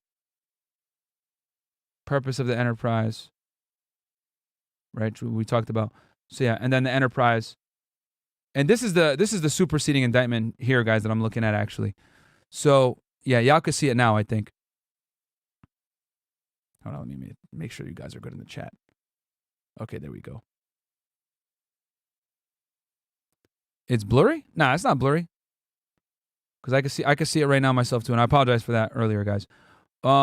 Let's see here. But I did read it out verbatim for you guys, so you still gonna get the sauce anyway. You're still gonna learn. Murder, native, racketeering. Okay, that was for the other shooting. You know what? No, let me pull up the other indictment real fast. Because this is the superseding indictment. So let me pull up the other one. All right, can you guys... Let me stop sharing this one. I'm going to share this one with you guys instead. Bear with me here. I got a lot of tabs open, guys. Let's see. This one. Nope, I don't want this one. All right, actually, is this one the right one? Nope. Let me close this tab. I'm going to close all these tabs, guys. Sorry. All right. So I'm going to clean some of these tabs here. So, guys, go ahead. If you have any questions, start throwing them in now. Closing some of these tabs so you guys don't confuse you guys. This is the, you know what? Get rid of this download, that download. All right. Get rid of Pacer. All right. So I'm cleaning this stuff up, guys, so I can much easier, because I got like a million tabs here, so I apologize for that. Let me make sure. Okay. Hush puppy case. I see that. All right. So I'm going to... So you guys should be able to see this press release right now, right? Boom. Boom. Okay. God damn it. Right. So, bam. So you guys can see that press release. I'm going to move this tab over here. God damn it. Where's Chris when you need him, right? Okay. So you guys can still see it. Okay. So now I'm going to open up. This is the indictment right here, okay? All right. So y'all are not able to see. So let me hit stop sharing on this one. And then I'm going to open it back up for y'all so you guys can actually see the thing. Download. Bam. Okay. All right. Now we lit. We lit now. Okay? So this is the indictment as you guys were seeing earlier. Let's scroll down through this. Okay? I covered a bunch of it already. I read it verbatim for you guys, so you guys don't worry. Even though you might have not been able to see it, you can hear it, and I read it for y'all. So let's see here. Okay, this is where we were. Notice of special sentencing factors. Okay? Oh, no. We're going to go back up because I want you guys to see. Okay, here we go. The racketeering conspiracy, right? So they're breaking it down, right? So first we talked about the organization. We put in the defendants. We talked about how they were committing different types of crimes, murders, drug trafficking, etc., to benefit the organization. Now they're going to go from at least in or about 2010 to the present in the Southern District of New York and elsewhere, Dwight, Reid, and then all the defendants, right? Right, we're going to just skip this. And others known and unknown being persons employed by and associated with the enterprise described in paragraphs 1 through 7 of this indictment. See, that's why they were putting all that stuff in the beginning, guys, so they can establish their enterprise. Okay? Namely, Gorilla Stone, which enterprise engaged in, and the activities of which affected interstate and foreign commerce, knowingly combined, conspired, confederated, and agreed together and with each other to violate the racketeering laws of the United States, to wit, Section 1962C of the Title 18 United States Code, and which, by the way, guys, Title 18 is criminal, okay? To conduct and participate directly and indirectly in the conduct of the affairs of Gorilla Stone through a pattern of racketeering activity, as that term is defined in Title 18 United States Code, consisting of, and then boom, multiple acts involving murder, chargeable under the following provisions of state law, right? So the big thing with racketeering also, guys, is that they need to establish that the criminal laws that you're breaking also have a state statute attributed to them. Does that make sense? So in this case, New York obviously has a murder charge, right? So what do? They cite the murder charge in the state of New York and, to establish, hey, we're going to do this federally, all right? And then multiple acts involving robbery chargeable under the following provisions of the United States law, New York penal law, boom. And then they put the sections, right? Multiple acts indictable under Title 18 United States Code 1951 relating to interference with commerce, robbery, or extortion, okay? Multiple acts indictable under Title 18 United States Code wire fraud. Oh, I had it right. Did I say 1334? No, I said 1334. It's 1343. Sorry, guys. 18 U.S.C. 1343. I almost had it right. Wire fraud. I haven't done a wire fraud case in years. Multiple acts indictable under 18 U.S.C. Section 1028, fraud and related activity in connection with identification documents, authentication features, and information, right? Because like I told y'all before, they lied about what they were doing with the PPP loans, etc. And then multiple offenses involving the distribution of controlled substances, including cocaine based in a form commonly known as crack cocaine, cocaine, and marijuana in violation of laws of the United States, namely Title 21. Remember, I told y'all last week, Title 21 is the drug laws of the United States. And then it goes, now we're on paragraph 9. It was a part of the conspiracy that each defendant agreed that a conspirator would commit at least 2 acts of racketeering activity in the conduct of the affairs of the enterprise. All right, and then they start talking about sentencing. We don't need to go over that. That's whatever, right? And then count 2, travel act murder. Honor about, and so this right here is honestly, this is a big reason why the feds took this case, was because of this murder. So honor about September 21st, 2020. And mind you guys, this murder has nothing to do with Casanova. But look how it's in an indictment, because it's all one organization. This dude, Brandon Soto, aka Stacks, is the murderer, but the whole gang is getting hit with this to some degree because of that they're a criminal gang, right? The Gorilla Stone Nation. So let's read this murder indictment real quick on this guy, or this paragraph, number 14. On or about September 21st, 2020, in the Southern District of New York and elsewhere, Brandon Soto, aka Stacks, the defendant, knowingly used a facility in interstate and foreign commerce with intent to commit a crime of violence, namely assault and murder, to further an unlawful activity, namely the Gorilla Stone business enterprise, which was involved in the distribution of controlled substances, and with intent to promote, manage, establish, and carry on and facilitate the promotion, management, establishment, and carrying on of the unlawful activity, and therefore did perform a crime of violence to further the unlawful activity, and did aid and abet the same, and death related to wit. Soto drove a co-conspirator to Poughkeepsie, New York, where Soto died and abetted the assault and murder of minor victim 1. Okay? So what is that in plain English? He killed that boy, and he killed him and made the gang have a higher esteem for doing it, because this person that got killed probably was an op, probably owed them money, probably was done to show a message to convey, don't fuck with Gorilla Stone, you know? And the kid, I think, was about 15 years old. But let me let you guys know, because I know some of you guys are like, oh my God, he's a kid. Guys, in New York City, when it comes to gang violence, a lot of the shooters are kids. A lot of the murderers are kids. And the reason why is because they get less time, so a lot of the OGs give them the guns. They make them do the dirty work because they're not going to get as much time for violent crimes. So a lot of the shooters in New York City, guys, are actually kids. It's not uncommon for dudes 14, 15, 16, 17 to already have a few bodies. You know, this is the world that we live in when it comes to the gang world in New York City. All right, so I know some of you guys are like, oh my God, he killed a kid. 9 out of 10 times, that kid was probably involved in some kind of criminal activity as well, which is why they went after him. All right. And then count 3, attempted murder, attempted assault with a dangerous weapon, and aid of racketeering. So you guys get the point here, right? Like, see how they're just like, they're attributing a crime to the entire organization because he committed that murder in furtherance of the organization. So bang, they're like kind of hitting them all with it in the same indictment. Even though not everyone is necessarily getting hit with murder, they're all getting hit with racketeering. All right. Let's see here. We're only on page, and this is a 32-page indictment, guys. FYI. See, there's different counts. So let's go through the counts real quick, and then we'll go into like the actual evidence against Casanova himself. All right. Assault with dangerous weapon in aid of racketeering, Austin, Washington, and Ingram. Right. So those are 3 people in the indictment, and these 3 actually were. I read the case. These 3 were in charge of like helping procure weapons for the gang. Okay. Then you got count 6, use of firearm in furtherance of the June 12, 2020 assault with a dangerous weapon, Austin, Washington, Ingram. Right. This was, I think, got in some road rage or whatever. And then count 7, attempted murder and attempted assault with a dangerous weapon in aid of racketeering, Thornton, right?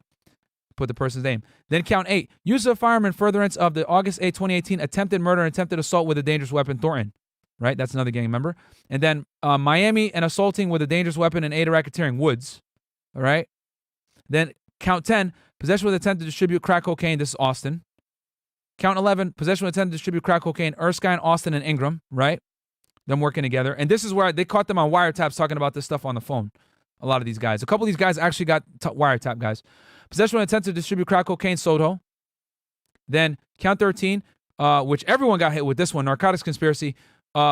Reid, Erskine, Luster, Thomas, Austin, Nieves, Walker, Senior, Soto. So I'll read this one because Casanova is actually in this one, count 13, so let's hit it.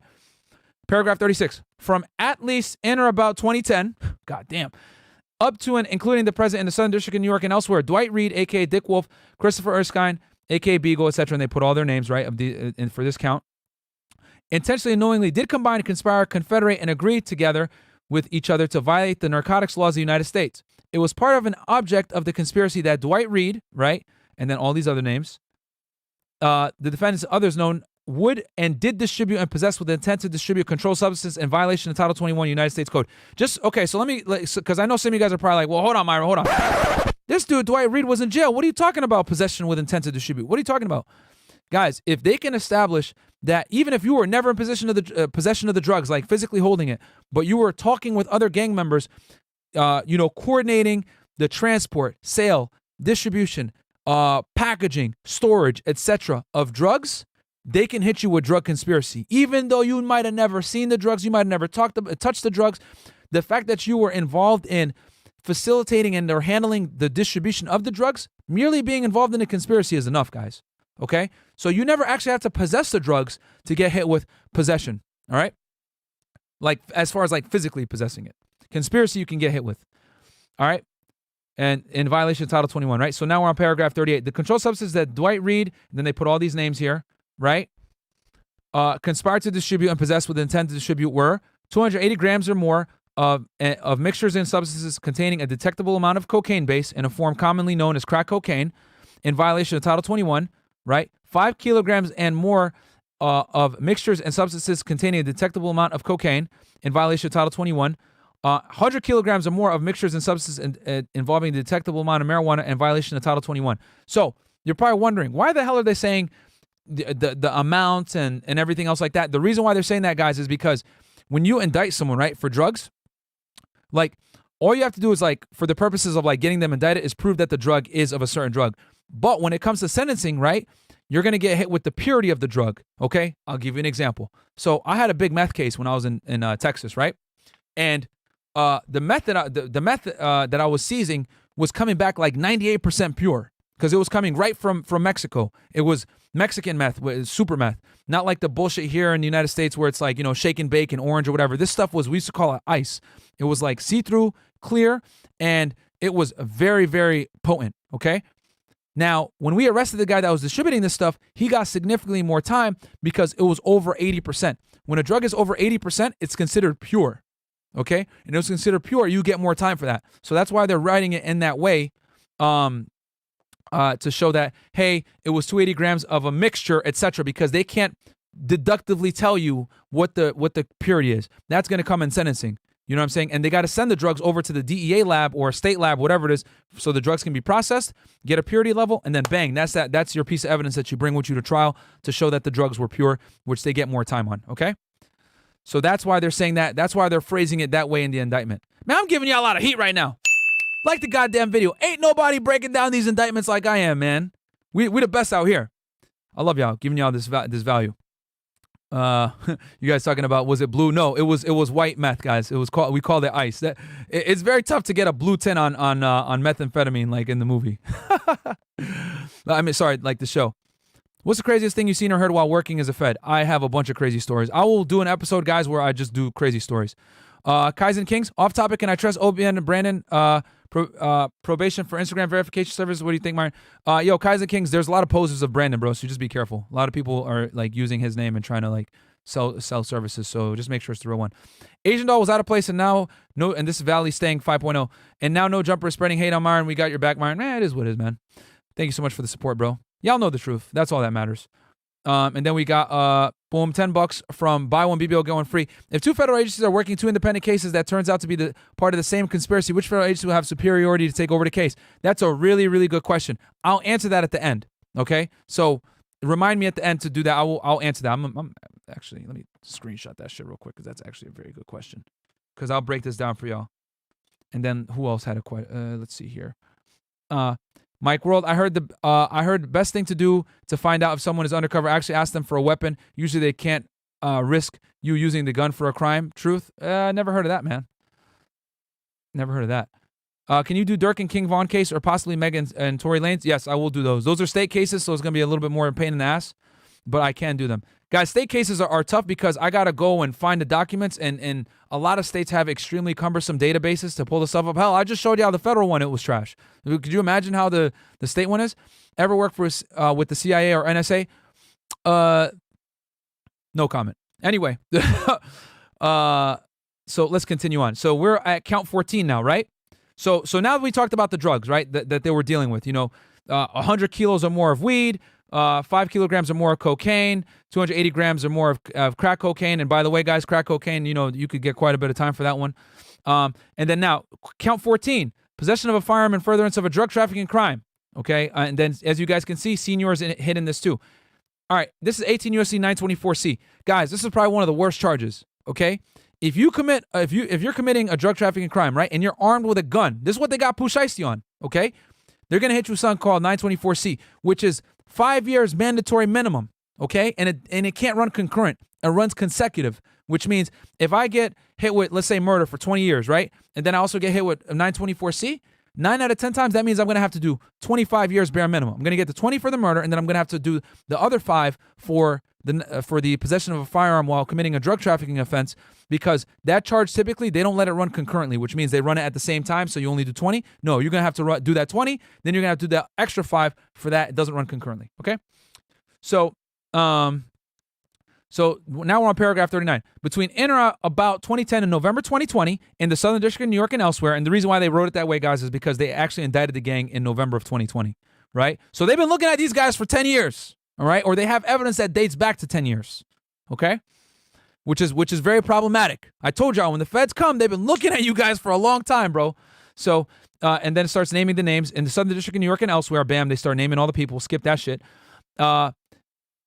The defendants during in relation of a drug trafficking offense for which they may be prosecuted in court, United States, namely the narcotics trafficking conspiracy charge in count 13 of this indictment, knowingly did use and carry a firearm in furtherance of such drug trafficking crime, did possess a firearm, and did aid and abet the use, carrying, and possession of a firearm. So basically, the fact that they were trafficking drugs and a possession of firearms, bam, that's automatic other charge now. Okay?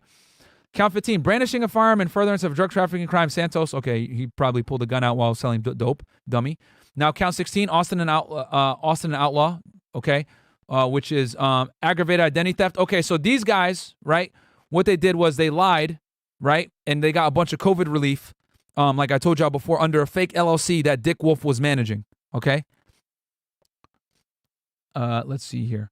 And then now the forfeiture, yeah, so now they're talking about forfeiture allegations. This is like taking their money away, right? And the substitute assets provision, yeah. So this is like basically, and then bang, here's the acting United States attorney, right, who signed off on this thing. And this is the foreperson, because like I told y'all before, when you go to a grand jury, when you go get someone indicted, you know, the federal agent, he walks in with his prosecutor.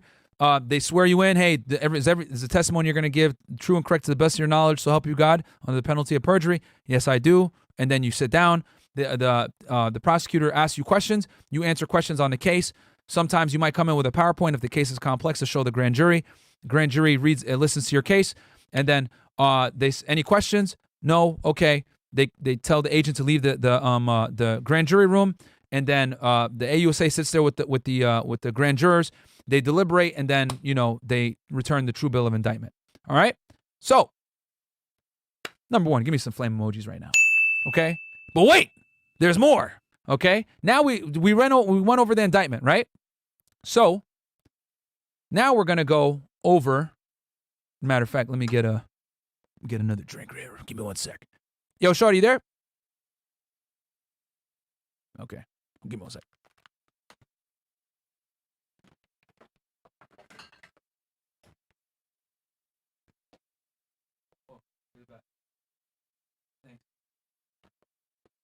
All right. So I'm gonna hit the gym after this bad boy. So, all right. I'm glad you guys are enjoying this. I'm really, really glad you guys are enjoying this. And I apologize for not showing the the screen last time, but don't worry. Like I read the indictment for y'all, so no worries. Okay, so now we're gonna go over the actual evidence. Okay, so let me pull this up real fast. Give me 1 second. And guys, while we wait for me to pull this bad boy up, please do me a favor. Like the video, man. Subscribe to the channel, because I'm telling y'all right now, nobody is giving a breakdown on this like I am. Nobody to this level. All right. Now we're going to actually go over the evidence against Casanova. Y'all saw the indictment. So you know what? Quick, let me do a quick little recap with y'all. So here's a recap. We started with who is Casanova. We broke down his music career. We talked about his criminal history, 2 robberies, etc. Then we broke down what the United Blood Nation is, and then a subset of the United Blood Nation was the Untouchable Gorilla Stone Nation, right? Then we talked about who the leader of the Untouchable Gorilla Stone Nation is, a.k.a. Dick Wolf, okay?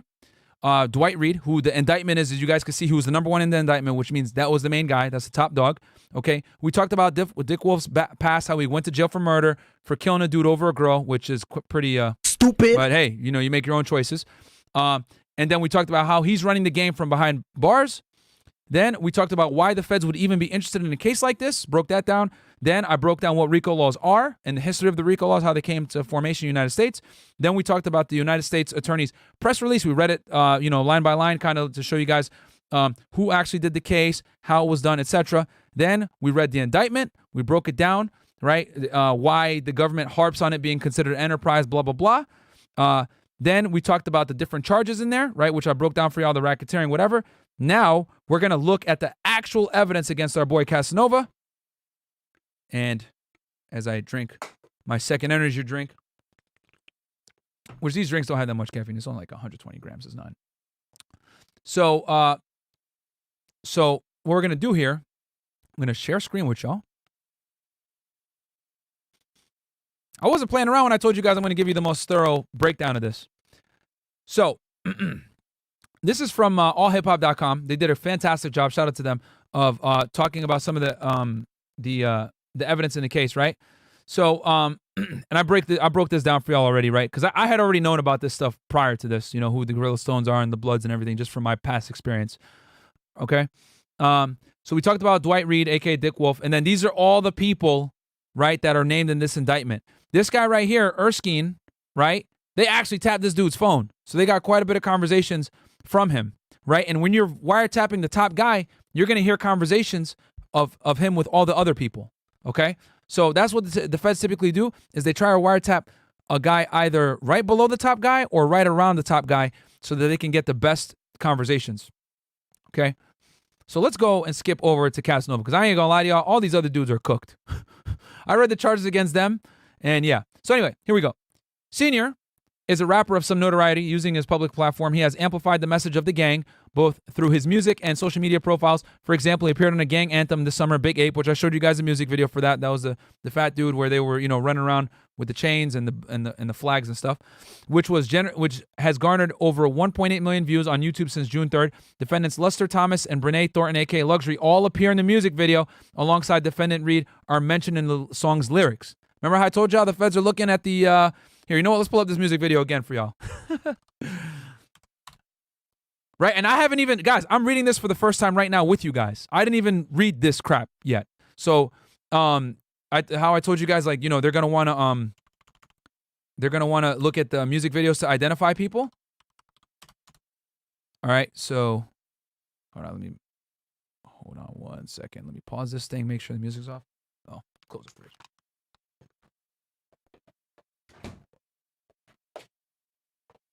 All right, sorry about that. Okay. So, and I'll play this again for y'all so you guys can see what I'm talking about here. Because as a Fed, I'm looking at this stuff, right? Here's the music video again for y'all.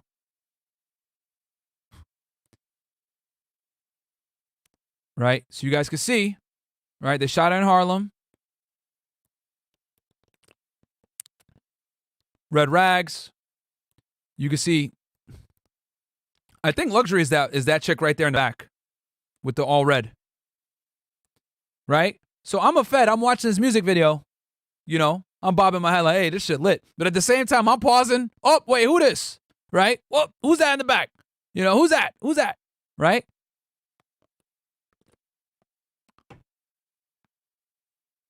Because like I told you guys before, you always want to look at the people right around the rapper. Those people are typically like, those are people are typically like the higher ups in the gang. You know what I'm saying? Because they want to be seen, right? Here, I'll give you guys an example of this, right? So let's do this. This is how they got 6ix9ine, right? You go Billy, right? Let's go through a quick little thing here, right? See, I'm gonna look at this to give you guys an example of another Blood music video, right? Yo, get some fire emojis in the chat if y'all like this, man. I'm gonna show you guys how the feds look at these goddamn music videos, man. Like the video, subscribe to the channel. Ain't nobody else doing this, man. So, this is another similar video. The reason why I'm playing Billy is because this is also a blood anthem, okay? And Billy, guys, is a slang term to refer to members of the 9 Trey Blood. So, boom. Look, right off rip, you see Tekashi, you see Shotty, okay? High-ranking blood members, 9 Trey, right? Throwing up gang signs, right? And a couple, boom, right here. This guy right here, that's Mel Murda. That's one of the top bloods in the United States, guys, on the East Coast. All right, here he is in the music video. So he's around verified killers. You know what I'm saying? So me, as an investigator, I'm looking at this like, okay, let's see who's who, right? So bang, I could already see, you know, a couple people here that might be of interest, right? If I was an investigator on this case.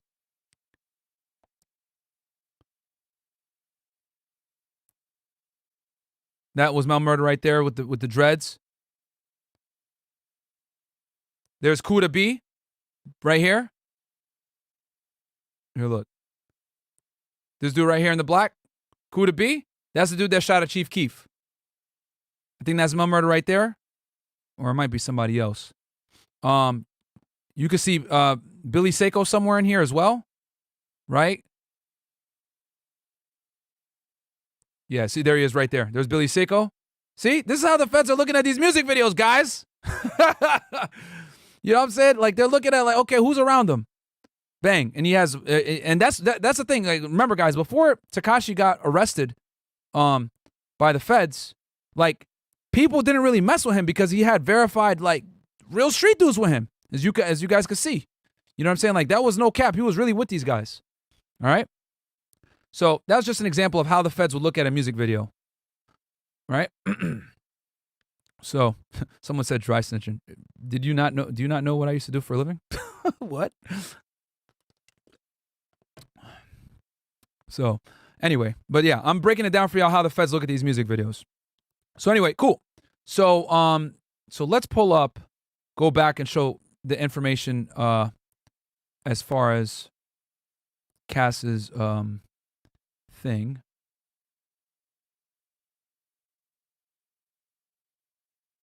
Where did I put the damn link? Oh no, window. Give me one sec here, guys. I'm pulling up the article that we were just looking at.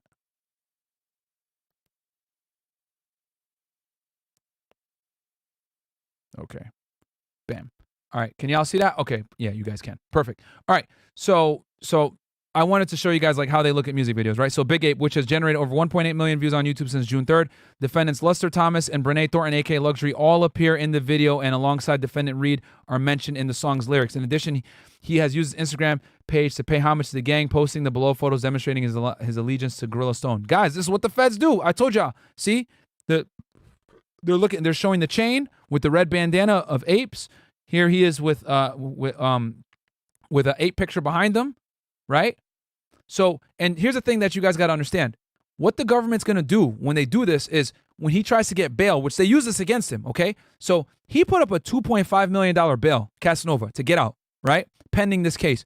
They would not give it to him based on interviews and based on his social media affiliation with the gang. Basically, what the prosecution did was they painted Casanova as a violent gang member, right? That still has ties to them, and they actually used a portion of the Nick Cannon interview that he did, okay, where he says he's still ape, all right? And this is the video right here, too, if you guys want to see. I'll find it for y'all real fast. got y'all, man. Right? They actually played the clip. Still ape Casanova. All right. This is the interview right here. I'm going to share the screen with y'all real fast. I'm not going to play it because we might get hit with copyright or whatever. But where is... Got a lot going on here. Let me close some of these tabs. Sorry, guys. Why won't it let me... Oh, remove. Okay. So this one I'm going to add. So share screen again.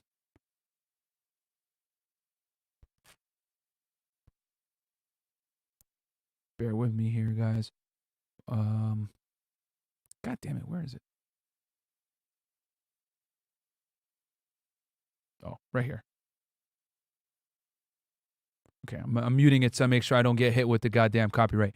All right, so, because a lot of these interviews, like, they'll be like, oh, you can't do that. All right, boom. So this is the interview, guys, where he says he's still ape right here. All right? He asks him, hey, what's going on? Because Cass basically ambiguously says, hey, you know, I separated myself, but I'm still ape, blah, blah, blah. And they actually used it against him to show that he was still affiliated, man. So the feds will use, you know, your own statements against you on public record to establish certain things, especially if you're a member of a gang. You know what I'm saying? And that's all they have to do. They're going to say, oh, he's a flight risk, whatever. And they were able to argue that point. I think they should have let him out on bond because he put out a lot of money. He was wanted, and then he actually turned himself into the police.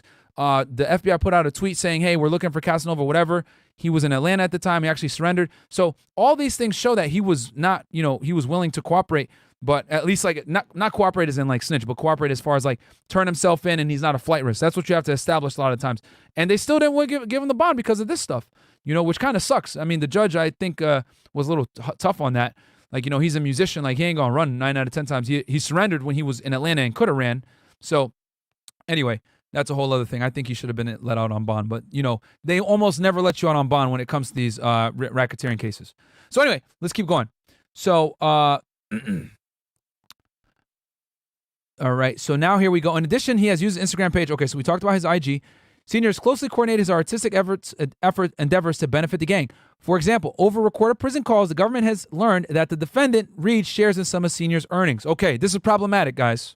This is very problematic. What the government's going to argue is that by Cass putting money on his books and claiming ape, he is directly helping the gang as far as furthering their criminal enterprise, because he's paying money, right, to the top guy in jail to make sure he's good, right? Which that money is typically probably a lot of the times it's held in like a pool, whatever it may be. So the government, right, is going to use that against him to show that he is supporting the gang because he's giving money to the top guy. All right. Second, Senior has also relied on Gorilla Stone members for protection. And Wire Intercepts defendant Luster is recorded admitting that Senior has called upon him to provide protection and firearms, hammers, while Senior was traveling across the country. Now, why is this significant? Well, as you guys know, Casanova is a convicted felon and he's in the limelight. He can't have guns around him. So he's got to have goons around him that could help him. Because, you know, obviously, Gorilla Stone, even though they're a big national gang, right? They have sets in North Carolina, Florida, etc. They're still ops, and there's still people that are going to try to check him. So he's got to move differently, and he's a felon, so he can't have a gun, right?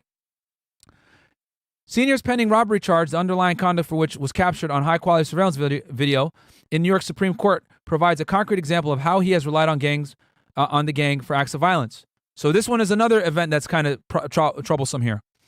In clear surveillance video taken from a diner in Manhattan in August 2018, Senior is seen lunging across the table for a victim's cell phone.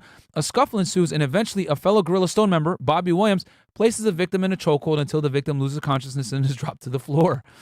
Now, what is this more than likely? Probably some, you know, an annoying fan taking pictures and shit. Cass probably got annoyed. Hey, delete that fucking picture. Don't post that shit. Because the thing is, guys, and this happens a lot when you're around rappers. I've noticed this when me and Fresh interview them. If you take a picture with them a lot of times and they're in the streets, a lot of them say, nah, bro, don't post it yet, because they don't want people knowing where they're at. Okay? And, you know, obviously we respect that.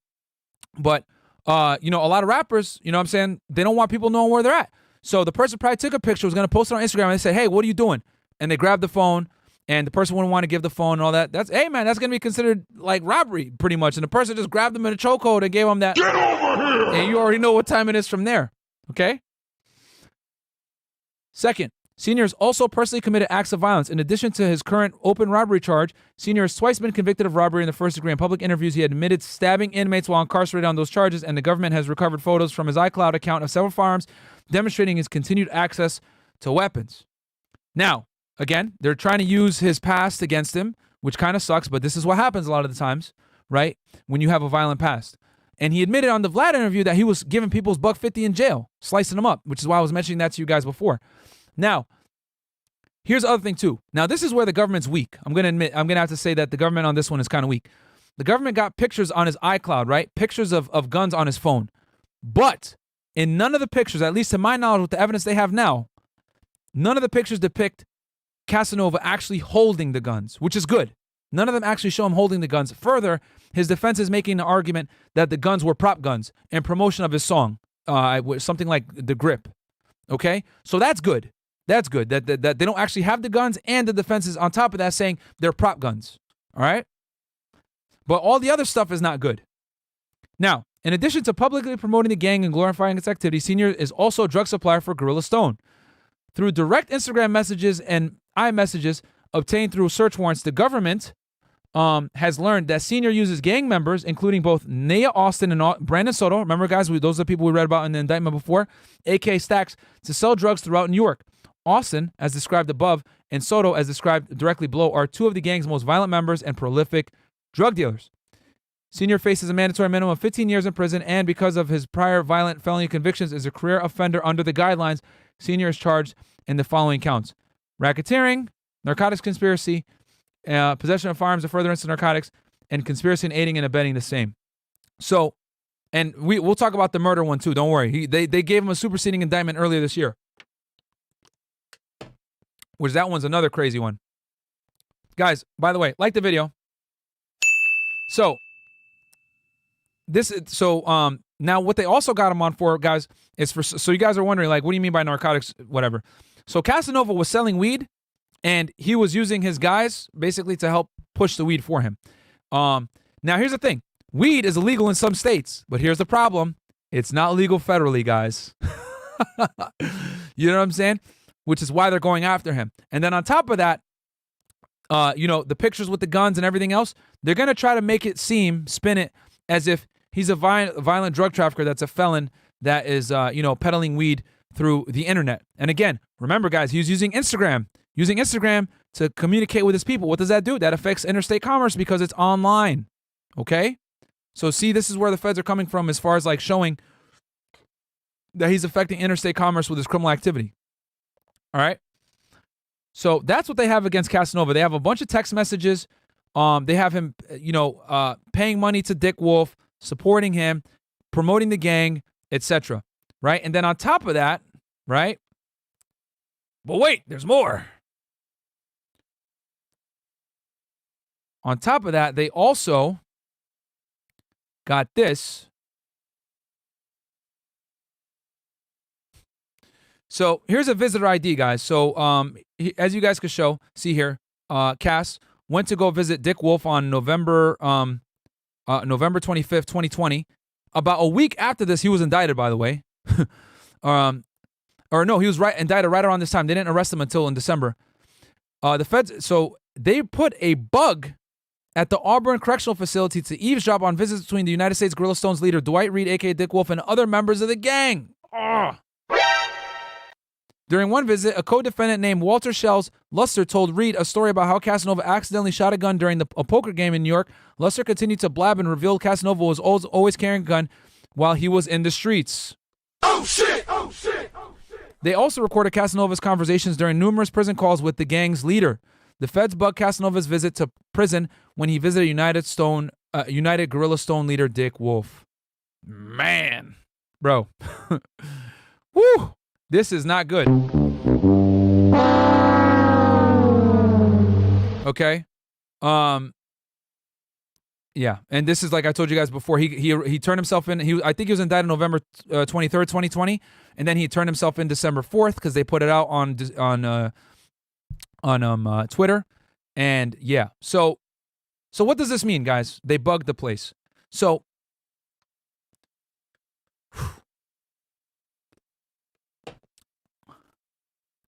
we got to talk about electronic surveillance real fast, okay? I'm going to break down the difference for this on y'all. So you have reasonable expectation of privacy, right? This is pretty much the standard when it comes to searches. So if you have a reasonable expectation of privacy in something, I have to apply for a search warrant to be able to go through it and search it, okay? So when it comes to jail, however, right? If I'm in, let's say I'm in prison and y'all want to call me and tell me my podcast sucks, right? Or whatever. When you call me or I call you, the line tells you this phone call is now being recorded, okay? And then bang, beep. And at that point, everything you say is recorded and the government has access to it, all right? They record all jail calls coming in and out of the prison because you don't have as a prisoner, you don't have a reasonable expectation of privacy because you're on government ground, okay? Having these conversations. So no warrant is needed for that, right? You can literally just subpoena Bureau of Prisons and listen to the phone conversations on any inmate, okay? The feds have access to that. Now, second, you got something called a search warrant, all right? And what they did was they did search warrants on a lot of these people's phones. And when they did search warrants on the phones, they were able to find evidence, text messages, communications, etc., that revealed that these people were involved in criminal activity, right? When they seized the phones, to include the idiot that shot at somebody down here in Miami and got Casanova indicted on a superseding indictment for a conspiracy to commit murder, right? So that's a search warrant. Then you got level 3, which is the most invasive, which is something called a Title III intercept, okay? And a Title III intercept, guys, is when they're listening to real-time information. That's when they're listening to your phones. That's when they're bugging your house. That's when they're bugging your house, listening to your phone, intercepting your text messages, whatever. Anything that's like real-time communication, I'm intercepting it as it's occurring. It's considered Title III, all right? And what they basically did is they bugged the jail. Now, I'd be interested to see if it was a Title III or if they got consent, okay? Because if you get consent, you only need one party's consent, which means they don't need a Title III. But if you don't have anyone's consent and you're actually listening to both of them talk, then, then that you need a Title III. But if one person is consenting, let's say I got an informant or a witness or whatever, and they're cooperating with me in the government, I bug him, he goes and has the conversation, and then bang, I got that evidence. But to me, it sounds like it was a Title III, which means they bugged the room up, which is very difficult to do. They need to establish that there's conversations in there that are being done that are conducted with talking about criminal activity, whatever. So long story short, I'm skeptical, guys. I don't think it was a Title III. I think someone's snitching. That's what I personally, to be able to bug a jail cell room, I think someone was cooperating. Someone, at least in the beginning, because there's no way you're going to be able to bug up a room without someone cooperating. Because am I going to say this? Let's see here. I'm trying to think how I'm going to say this in a way that's public information. Let's see here. Okay. Yeah. You're like, oh shit, what's going to happen? All I'm going to say is this, all right, is to be able to do Title III intercepts and listen to people's phone, you need to establish that the phone or the location where you're bugging or whatever is prone to criminal activity being discussed at. Okay? You need to prove it. Whether it's an informant, it's a snitch, it's a cooperating witness, etc. You need to be able to build probable cause that this instrument, whether it's a room, a phone, a fucking typewriter, email, whatever it is, you need to establish that it's being used for criminal activity. So yeah, this is all public shit, guys, that I'm talking about, so don't worry. That's how they got, I think it was John Gotti. They bugged up his room, right? So they had an informant. This is how they took down John Gotti. They had a room that they would have all their meetings at, right? And there was a girl that was privy to this thing, to these meetings. So what she did was she went in there, she listened to what they were saying, and what she did was she went back to the FBI and told them, hey, this is what I heard in these conversations. They're using this room to have communication. So the FBI applied for a Title III bug to bug that room up based on her information, right? And then they put the bugs in there, and then they were able to hear the conversation. So to get a Title III, you almost always need some kind of source in there to be able to establish for you that criminal activity is being, say, afoot. Okay? So that's how a lot of these Title III/bugs work. All right? Let's see here. And that's all public information, by the way. Let's see here. I'm just looking at my notes here, making sure that I got everything for y'all. And then we broke down. Oh, okay. Now, last thing that we're going to talk about now, and then we're going to open it up for questions, was Casanova he just got superseded indicted for murder, okay? Right? And what I'm going to do is I'm going to pull this up for y'all. I'm trying to get the pictures of the text message conversation for you guys. But the general facts of the case are this. He was down here, King of Diamonds, here in Miami, Florida, with a dude. I think his name is like JC. And he was taking pictures with fans, and some guy walked up to Cass and said, hey, wrong gang sign. Like, wrong sign. You know what I'm saying? And Cass responded, kind of like a G, hey, you want to die tonight? And at that point, this dude JC starts shooting at the guy, and he injured two people. He shot twice, and he injured two people. And the guy sent text messages to another Blood gang member saying, yo, I ended up killing two idiots yesterday or some shit like that. We're in the news. And then he found out that like they didn't end up dying, but he was like, hey, I don't miss. And he was kind of like bragging about the text messages, which is not the most intelligent thing you can do. But let me see here. I'm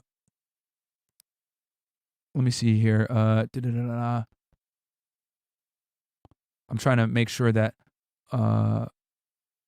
okay, so I got some text messages here for you guys. So okay, let's go this back real quick. Let me share this stuff with you guys real fast of what the government has. All right.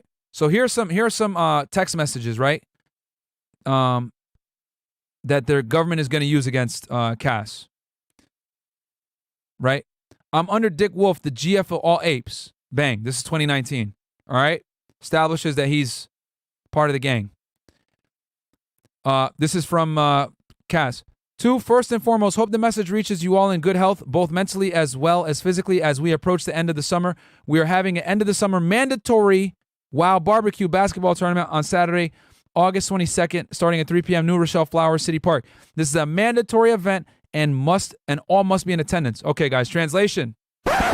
We're having a meeting. You motherfuckers better show up. We're going to talk about some business, and if you don't, it's going to be a problem. All must be in attendance.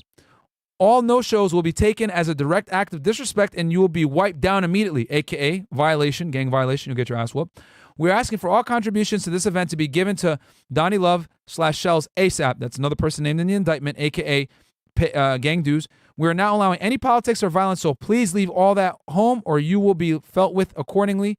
I think he means dealt with accordingly. So please come in peace and ready to have a good time with your family with all that we have been through with the epidemic and summer of violence. We need brotherly and sisterly love. The 550 Fifth Ave, New Rochelle. So bang. What is this? Guys, in code, this is him telling him we got a gang meeting. All y'all got to show up. Okay? We refer to it as a barbecue. Here we go. I ain't playing, sis. I'm putting this ape shit map worldwide. Big bro gonna be happy when he see it. LOL, you got to send him a picture. Talking about Dick Wolf. And then bang. So these are some of the text messages that the government has showing his alliance to the gang. Okay? Which is not good, right? Now, the other thing I'm going to do, I'm going to show y'all, I'm trying to find the text messages for you guys as far as the murder. Oh, let me show you guys some of these pictures that they're using as well. So, you know what? Here, let me just share this whole tab with y'all. Because these guys did a really good job. Shout out to All Hip Hop. They did a really good job of like consolidating all the evidence in one place. But I'll break it down. So here you go. Here's Casanova, right? LA, marijuana, right? Legal in California, but still legal federally, right? He's advertising his marijuana stuff. Here's some pictures he had on his phone. Right? The feds are going to use that, guys. Hold on, let me move this over here. This tab. Can y'all see that? Hold on. Let me open up. Okay, yeah, y'all can see it. Okay. And then this is the 2.5 million bail package. Let me see if we can find a text here. Oh yeah, this is the visit record here that I showed y'all earlier. Here are the pictures of the guns that the government is using. Again, they don't show him holding the guns, just his Instagram account, which is good. And then Gripped Up is a name that is a song. And his defense, actually, his defense attorney, Casanova's defense attorney, isn't bad. He argued that this is all in promotion of a song, which is good. And he argued they're prop guns.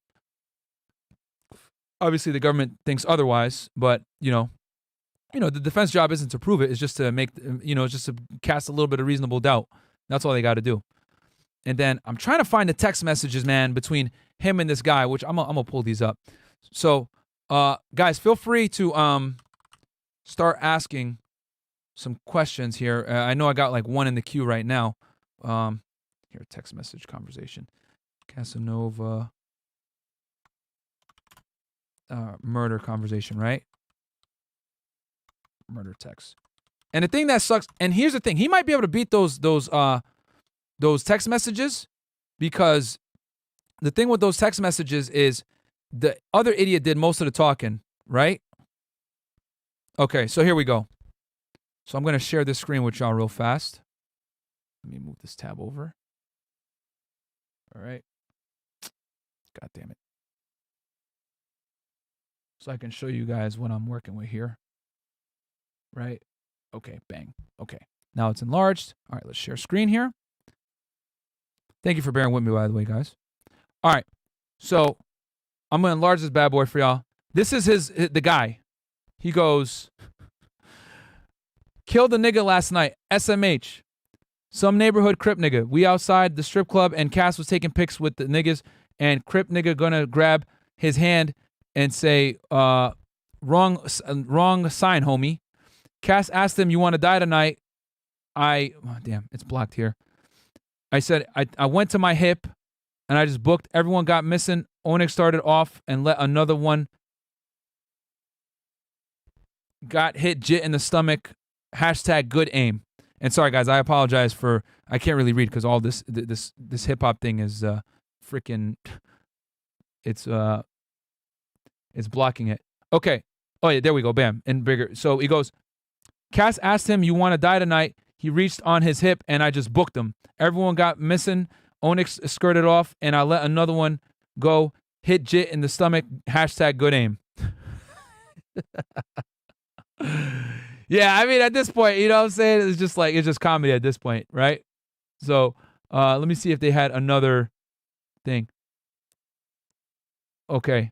And then he goes, it's on the news. Two of them, I only shot twice, meaning I ain't miss a shot. Greatest shot in the world. You trying to challenge me? Guys.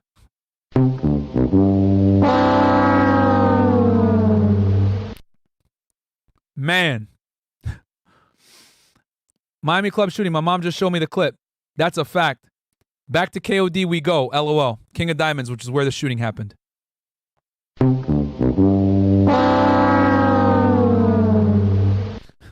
And then bam, this is the new count right here. Assault with a dangerous weapon and aid of racketeering, Thomas and Senior. At times relevant in this indictment, Gorilla Stone is described in paragraph 1 through 7. Remember how we were going through that indictment? And this is the new charge that they got hit with, the superseding indictment, as far as using a weapon, because he shot at a Crip, right, that was trying to challenge Cass's authority, right? Try to son him and he got shot. So the shooter, basically admitted to it on text message, and yeah, that is definitely no bueno. So, okay. So, number 1, like the video, guys, okay? Number 2, subscribe to the channel and also like the video, because I don't think anyone else is giving more of a breakdown than that. Now, let me look at my notes, make sure I covered everything. Let's see here. Yep, he's definitely shouted. Also, I want to let you guys know that Fede Luciano video that I showed y'all. Let me bring it back up one more time, because remember, the government's using all of this right now, right? So, Fede Luciano featuring Casanova, what we doing, right? So I'm going to fast forward it, because the government's going to use this too, probably, right? Boom. Hold on. So let me share the screen with y'all, because this is what the government going to do as well. They're going to say not only, because look, see, obviously, as you guys can see the music video, right? Hold on, let me move this thing over to the side. Right? Open up. Okay. As y'all can see here in the music video, right? Right? He's here with the Crips, walking around with canes and everything, which we talked about before. And like I explained to you guys earlier, in New York, it's very common for Bloods and Crips to be friends, and you know they'll all be under like an umbrella gang. You know what I'm saying? But they're different gangs, if that makes sense. Like the Wu, Pop Smoke, and his crew. There's Bloods and there's Crips in there aligned to go after the gangster disciples, aka the Chos. Right? So in New York, it's very common for different gang members from different gangs to be all under all one umbrella because they might be from the same housing project or whatever. Right? So here.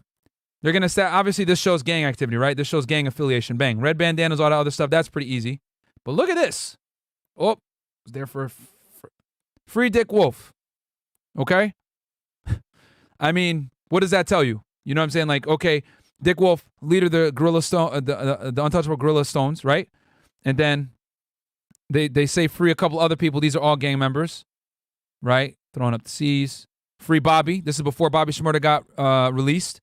Right, 2019. And for y'all that don't know, Bobby Shmurda got hit with a state indictment case, state RICO indictment case for organized crime with the G Stone Crips, which Fede Luciano is a member of. So, you know, they're all these people that they're saying free are verified gang members, right? So the government is going to use this guy to establish that not only is a member of the gang, he answers to Dick Wolf. His text messages show he's answers Dick Wolf. I showed you guys a picture of him and Dick Wolf together. Dick Wolf has already been identified as the top guy for the Gorilla Stone Nation. They bugged his room when he was having meetings with different gang members. The gang members spoke about criminal activity that Senior was involved in, aka Casanova. Like, see how this all paints a picture?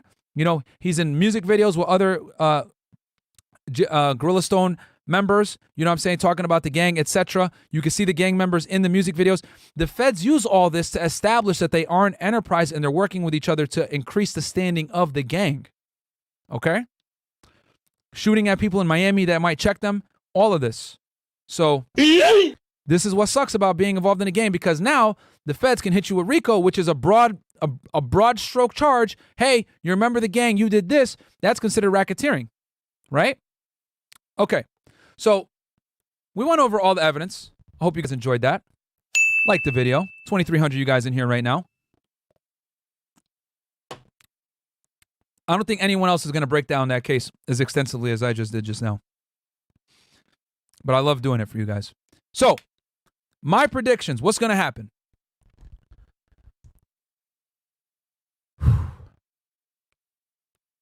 If Casanova doesn't cooperate with the government, there's a very high likelihood he's going to die in prison. And the reason why is because they have very serious charges against him, guys. Like, very, very serious. And just so y'all know, I'll show you guys exactly what they're hitting him with. I'm going to share the screen with y'all.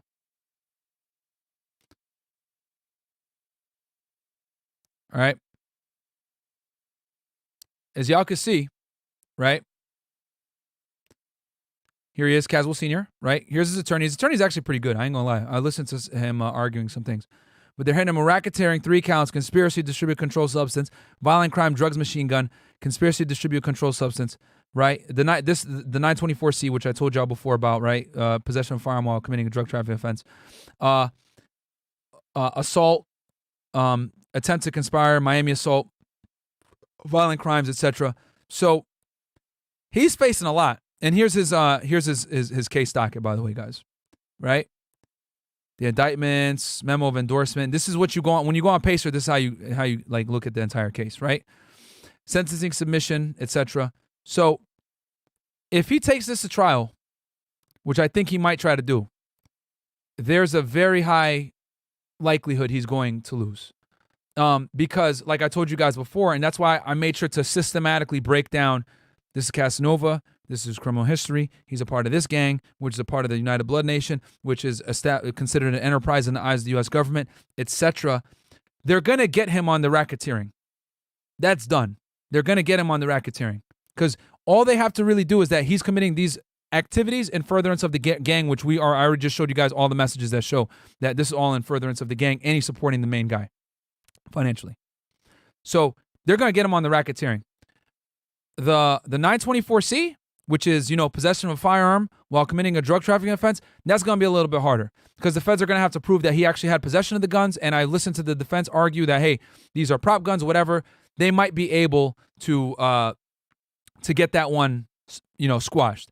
But the reason why the government, a lot of the times, here's the thing what y'all got to understand. The government's going to throw the book at you and get you to plead to at least a couple of the charges. So even if they can't prove the 924C, they don't care.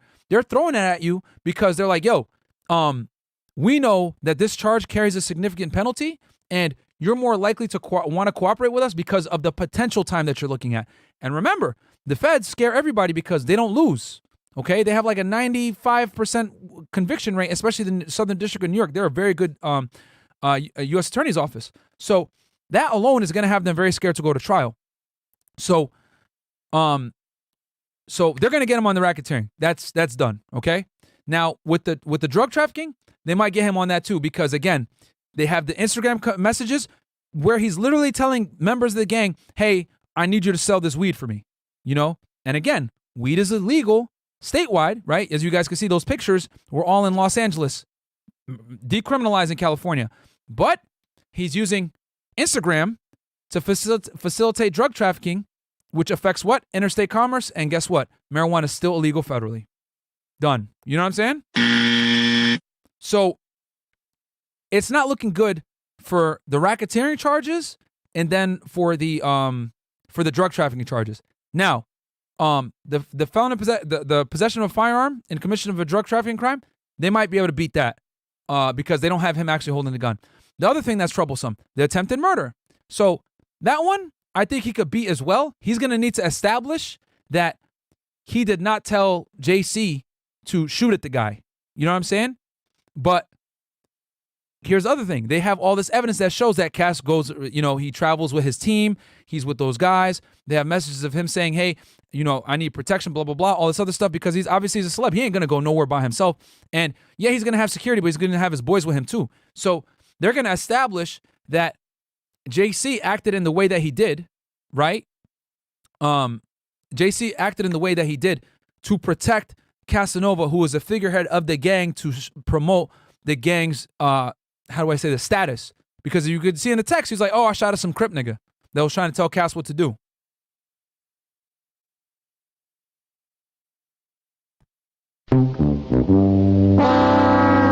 It doesn't get any more clear than that. It doesn't get any more clear than that, bro. That a criminal act was done. A violent criminal act was done. Literally, I mean, you could have just wrote 1 + 1 = 2 on that bad boy. You know what I'm saying? It doesn't get any more clear than that crime was committed in furtherance of letting everyone know, don't fuck with Gorilla Stone. We're untouchable. So it's not looking good, bro. The only thing I could see, like I said, he's gonna have to cooperate. And here's the thing too. He even mentioned it on a Breakfast Club interview, which, you know what? I'll show it to you guys real fast. I did a lot of research for this thing, so I'm thinking of things that I didn't even I was not gonna put in the in the presentation, but fuck it, I might as well. But I want to give y'all all the sauce. But he went on the Breakfast Club, right? And he said, yo, if you're a millionaire successful, right, you're gonna tell. Right? And I'm not gonna play it because Breakfast Club, they be I think they have some pretty strong copyright too, but I'll show you guys the video at least so y'all can watch it if you want. Right?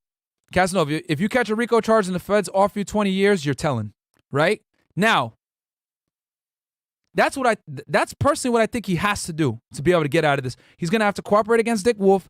Fortunately for Casanova, okay, so let's talk about the charges and how he's going to possibly get out of this. Casanova's in a unique position where he's high enough to know intricate details of the organization's inner workings, but he's also low enough where the feds don't necessarily care about him. This is where Tekashi found himself when he was hit with the gang charges. He was high enough where he knew everything, right? Because of his money and his status, right? Even though he wasn't a verified blood, he was running around with the top guys. I showed you guys in the Billy music video. He's there with Mel Murda and Billy Seiko, all these other guys that are shoddy. These guys are higher ups in the blood organization. So because of his status and fame with the money, he was involved and knew these guys. So he was party to incriminating information. So he was able to cooperate with the government because he was in that sweet spot where he's in the middle. He has people above him that he could tell on, and then he has people below him that he could tell on, like Kodak Black, who he paid $10,000 for him to go shoot at Chief Keef, right?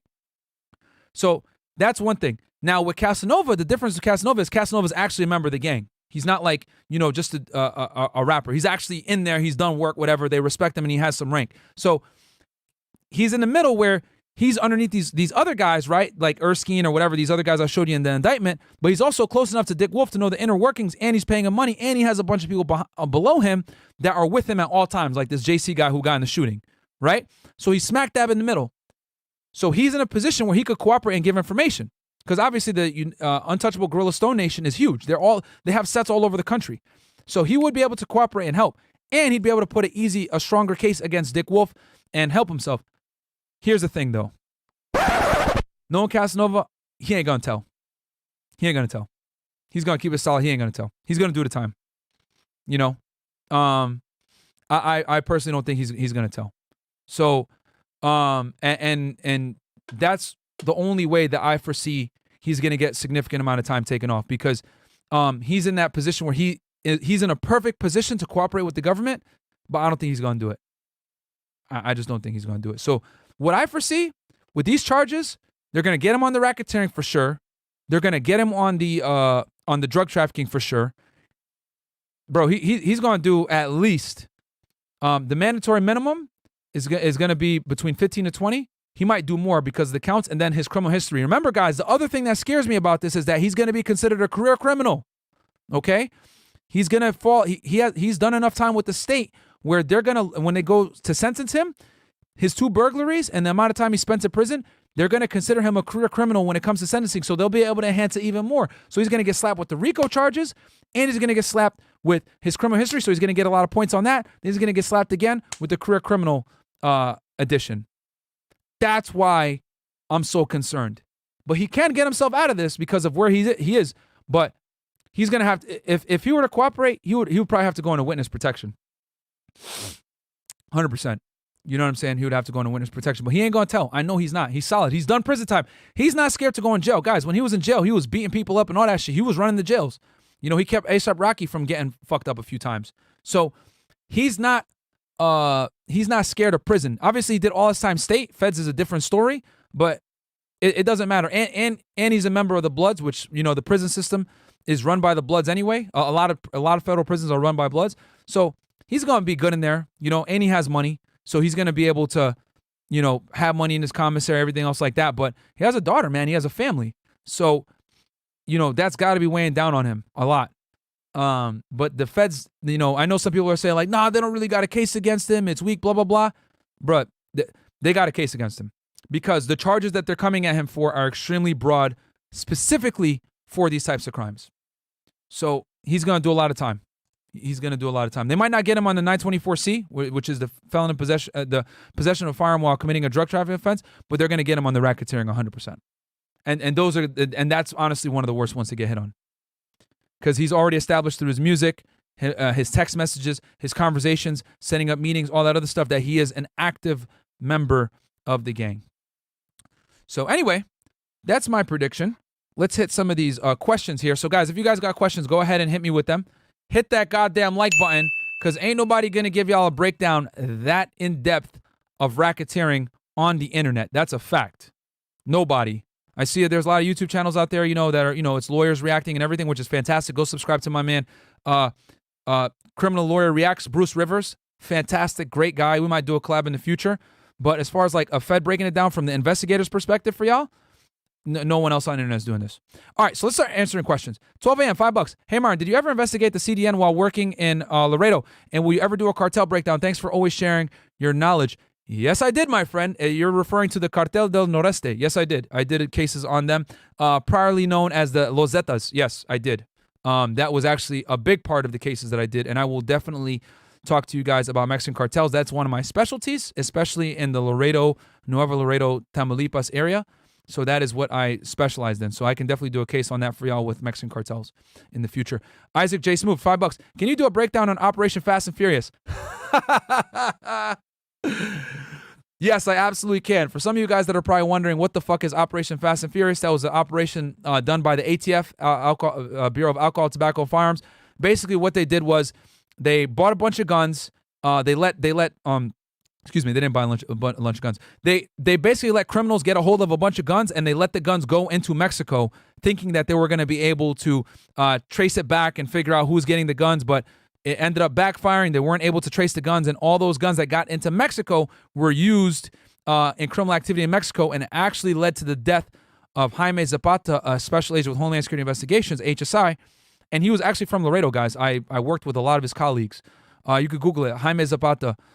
He was killed in February of 2011 or 2012, and one of the guns that killed him was a gun that was from the Operation Fast and Furious, which the ATF got a lot of heat on. I'd be happy to break that down for y'all. And a matter of fact, that Fast and Furious fucked up all it made it very difficult to do gun trafficking cases because you can't let them walk. You can't let guns walk anymore. You know what I'm saying? You used to be able to let them walk to some degree, but now it's like they're super strict on that shit because of that blunder. Let's see here. Viking Paradigm was in a meeting, but I'm here now. Loving the law enforcement content, my man. Keep up the awesome work. Thank you, Viking. And then someone had a question here, which I took a picture of. Let me answer. It was actually a very good question. Let's see here. Just going through the super chats here, guys. Want to make sure that I don't miss none of y'all, because I know I covered a lot of ground on that Casanova case. Do you think you would do a collab with 600 Breezy or Kodak discussing their cases, maybe like a pseudo interview / breakdown? If they want. I don't think they'd want to do that though. And the thing with 600, he got hit with state charges. Kodak got hit with a federal gun charge, which he basically what happened with Kodak was he lied on the FFL, which is when you buy a gun in the United States at a gun store, you have to fill out a form where, asks you like, hey, have you ever been under indictment? Are you a convicted felon? Blah, blah, blah. And he said no when he really was. So that right there, bam, easy. Like you lied on the form. That's 1001 charge, which is false statements. Okay, so the other question that someone gave, which is a fantastic question, is if two federal agencies are working two independent cases and that turns out to be a part of the same conspiracy, which federal agency will have superiority to take over the case? Fantastic question. This happened to me all the time when I was on the job. You'll be investigating a guy, and then you'll find out someone else is also looking at that guy or looking at someone that is involved with your guy, a co-conspirator, whatever. And so there's two ways that this typically happens. Either normally, right, you contact that agent, you figure out, through like a deconfliction service or whatever, you find out that he's also looking at this person, and you contact that agent. Hey, man, I hear you're looking at such and such. I'd like to, I'm looking at him too. We've been working on whatever this amount of time, and we got this and this, and that's kind of where you don't want to put all your cards on the table and tell them like, I got informants, all this other shit. You don't want to do all that, but you want to like set up a meeting. And what you do is whether you meet up with that agent at his office or your office, whatever it is. I think it's important. You should bring your supervisor with you.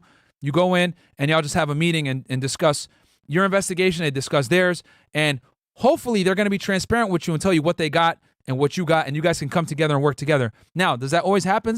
No. A lot of this, especially like, some agencies are terrible to work with. Like I know, like for example, like DEA has a very bad habit of doing this where they'll do a case and they won't share no information with you. They'll be like, nah, I don't want to work with you, whatever. And the reason why is because DEA, for them to get their GS-13 is competitive, which means they basically have to they get a GS-12, which earns them about 70, 75K per year, 80K per year. But to get a 13, that's when they're going to hit the 100,000 per year. They need to establish that they do big cases. So if it's a DEA agent that isn't a 13, 9 out of 10 times they're going to be selfish and not want to work with you because they want to have the cases themselves so they can indict it, put it in their, write it up in their promotion package and, get their shit. But it depends on the agent. If he's a DEA agent, he's a 13, he's not going to give a fuck. They'll be cool. It depends on the agent himself and who he works for. Like FBI sometimes is tough. They're annoying to work with a lot of times because they classify fucking everything when it's not classified, which is hilarious to me. I've had it before. Bro, I've given them information before, right? And then I'll go back and ask for that information, and then they'll look at me and say, oh, that's classified. I'm like, what? Like, what? Stupid. I gave you the info. The fuck are you talking about? So whatever. That's a whole other thing. I can make jokes on FBI all day and DEA, but yeah. So that's typically how those cases work when you're looking at the same target and there's overlap. You know, you want to come together and work. And actually, I had a really big drug case, organized crime case that started off like that, where we were looking at Latin King gang members, and you know, and I ended up finding out that this FBI agent was also looking at them, and I worked with him, and we just shared information the whole time. We worked really close because he was in San Antonio, I was in Laredo, so I was identifying gang members on the you know, on the southern South Texas, like on the border, and then he was looking at the guys over there in the San Antonio area, and we're just combining information and working together, and ended up being really cool. So, you know, it depends on the agent, man. Some guys are cool, some guys are assholes. It is what it is, but that's typically how it goes when you have an overlap on targets. Penalties for messaging death threats via text message or online social media. Don't do that, my friend. There's a lot of state charges that can hit you with something called terroristic threats. So don't do that. Don't be an idiot. Don't put anything on text. If anything, you should learn right now from this case breakdown why you shouldn't put anything on text. Kevin Carballo, $5. Do you think you would do a collab? Oh, no, read that one already. Any other questions, guys? Super chat in your questions. This is the Q&A portion. If not, I'm a can this thing. Go get a workout. You know, because like I said, I woke up like literally at 7:45, like 8:45 right before this thing. Let me look at the thing. Let's see the engagement here. We got almost 23. You got 100 of you guys in here. So do me a solid, goddammit, and like the vid. Oh, we got 2.4K likes. Okay, all right. Engagement is lit. I can't even ask for likes. Y'all lit. Crazy engagement. Somebody asked you should break down Pooh Shiesty case. I got you. I'll do the Pooh Shiesty case, guys, because he actually pled guilty. So now it's pretty much done, and we can talk about that. I'll read the criminal complaint with y'all and everything on that Pooh Shiesty case. I might do that this week for you guys. That one's easy. I might do that one for this week for you guys, because I've been preparing for the K-Flock one, but I'm waiting. Oh, because yeah, someone's saying next K-Flock. Guys, I'm gonna do the K-Flock one. Don't worry. I know a lot of you guys came in recently. The reason why I wasn't able to do the K-Flock is because he had an arraignment on January 4th, and I was waiting to get the court paperwork for it. So I can have the most updated information. But I do have this, which I haven't seen anybody else with this. Okay, it's public information. It's not like I got a secret or whatever, but I knew where to look to get this stuff. But it's a criminal complaint against K-Flock, right, for the murder charge that he's currently facing. So we're gonna break this complaint down, you know, this bad boy with y'all. So I got you guys. Definitely gonna break that one down too. Let's see here. Is Cass in Fed or state prison? He's in Fed, guys. He's in Fed. Casanova, is he done? Yeah, unfortunately, yeah. Because I know he's gonna keep it solid. I know he's not gonna talk. And guys, support Casanova, man. Go listen to his music. He actually makes very good music, which actually why it hurt me to do this goddamn breakdown. You know, I put his Spotify link below, man. Go support his music, man. You know, they get paid off the streams. So help him out, bro. Because I ain't gonna lie, they should have let him out on bond. But, you know, given racketeering charges, the judge just isn't gonna do it. And then someone's asking about my background. Yes, guys, I used to be a special agent of Homeland Security Investigations. I resigned over a year ago. It was a fantastic career. I loved it. But, you know, obviously I couldn't work for Uncle Sam and do the podcast at the same time. Why is Gotti called Teflon Don? You can ask a bunch of people swimming with the fishes on that one why they call him that. Let's see here. I'm just going through here. You want another mod in here? I got you. Can one of you guys give Viking a wrench, please? Do D-Thang, Casey, a New York rapper. Yeah, I know who D-Thang is. That's K-Flock's cousin, blood cousin, actually. I might, yeah, I mean, he's going to get involved. I'll talk about him when I do the K-Flock case. I'd love to interview Carolina Hermes. Thank you for the support, Carolina Hermes. Any white-collar crimes. Yeah, we could break down white-collar crime cases too, guys. I have no problem with that. We could talk about the Jordan Belfort case if y'all want. You know, Martha Stewart. Talk about that one. They got her on fucking 1001, which is false statements. That's like the catch-all charge right there. Ninja Watcher number 372, $5. I want to get something for home protection. I don't have any experience with a blicky, but do you think that's the best thing for home protection? Yes, man. Get a gun, protect yourself, learn firearm safety, and you'll be good, my friend. Matthew Jaffero, for a future pen tester, should I worry about any government agencies? For a future pen tester? What do you mean pen tester? Let me know what that means. I don't know. I've never heard of that. Isaac J. Smooth, $5. Were you in the show Border Town Laredo, or was that before your time down there? It was short-lived, but good. I know that they were filming, At the time, I was down there on the border, but I don't think they caught me on camera. But they weren't in Laredo when I was down there filming. Because I remember they put out like a memo, everybody, hey, this TV channel wants to do a special on it. Do Torian Meg case? All right, I'll break that one down. For y'all. How do the feds catch cybercrimes such as dark web crimes? That's bro. I mean, there's so the two agencies that do the most cybercrime are HSI and FBI, and you know, they're out there on the black web doing, you know, child exploitation, Silk Road, all that shit. They're doing those investigations for sure. I never did cybercrimes. You know, personally, I'm not going to sit there and look at, like, you know, CP, if you know what I'm saying. You know, I don't want to get hit with the YouTube algorithms, but yeah, child exploitation, like, I never did those cases. I didn't like it. So, but I would always be on the arrest teams for them. So whenever a guy came into town or whatever to try to do some weird shit with some kids, he was talking with undercover, I'd always be on the arrest team to go get him. But I never actually did the investigations. I can't stomach that shit. No, you know what I'm saying? That shit was terrible. I specialized in drugs, weapons, and organized crime in general. You know, and I did like the Mexican cartel cases a lot of time.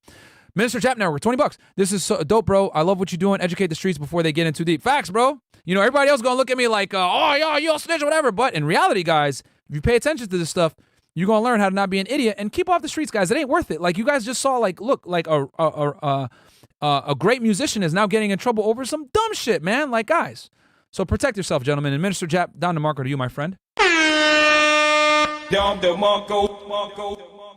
Okay, let's see what else we got here. Yeah, I could talk about that one. I'm also going to do a collab, guys, with Andrew Esquire. We're going to break down one of those FBI militia cases. I think in Michigan it was. So I'm going to go on his channel and talk about that on Tuesday at 6 p.m. So shout out to him, Andrew Esquire.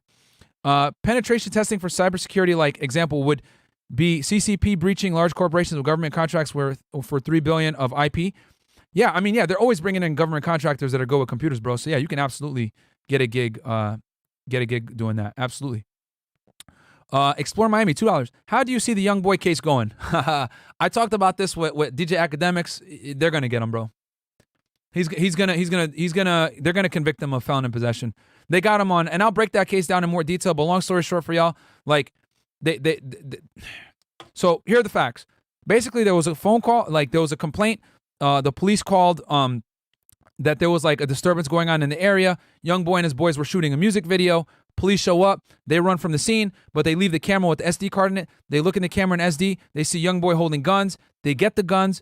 They find out that they're real weapons. They see that young boy's a convicted felon, can't be in possession of firearms, and then bang, they indict him out of Louisiana. He's in California. They find him. They arrest him, and he tried to flee while the police were going after him, and he had a gun in the car, so that could be another potential charge. So they're going to get him for felon in possession 100%. It's just a matter of, like, if he pleads guilty, how much time he's going to get, etc. So, yeah. So I foresee him potentially doing jail time, unfortunately. His music is great, too. It's always the good ones that get in trouble, bro. Why can't these sorry rappers go to jail, bro? Like, why is it the good ones that always get in trouble? They really be living their raps, I guess. Pen tester equal red hat hacker. I am working on CISP certification to move from 120 to 250K. Yeah, man, the feds might pick you up. You know what I'm saying? You just got to get a clearance. Make sure you got a clean background. You're not on some weird shit, and they'll pick you up. Let's see here.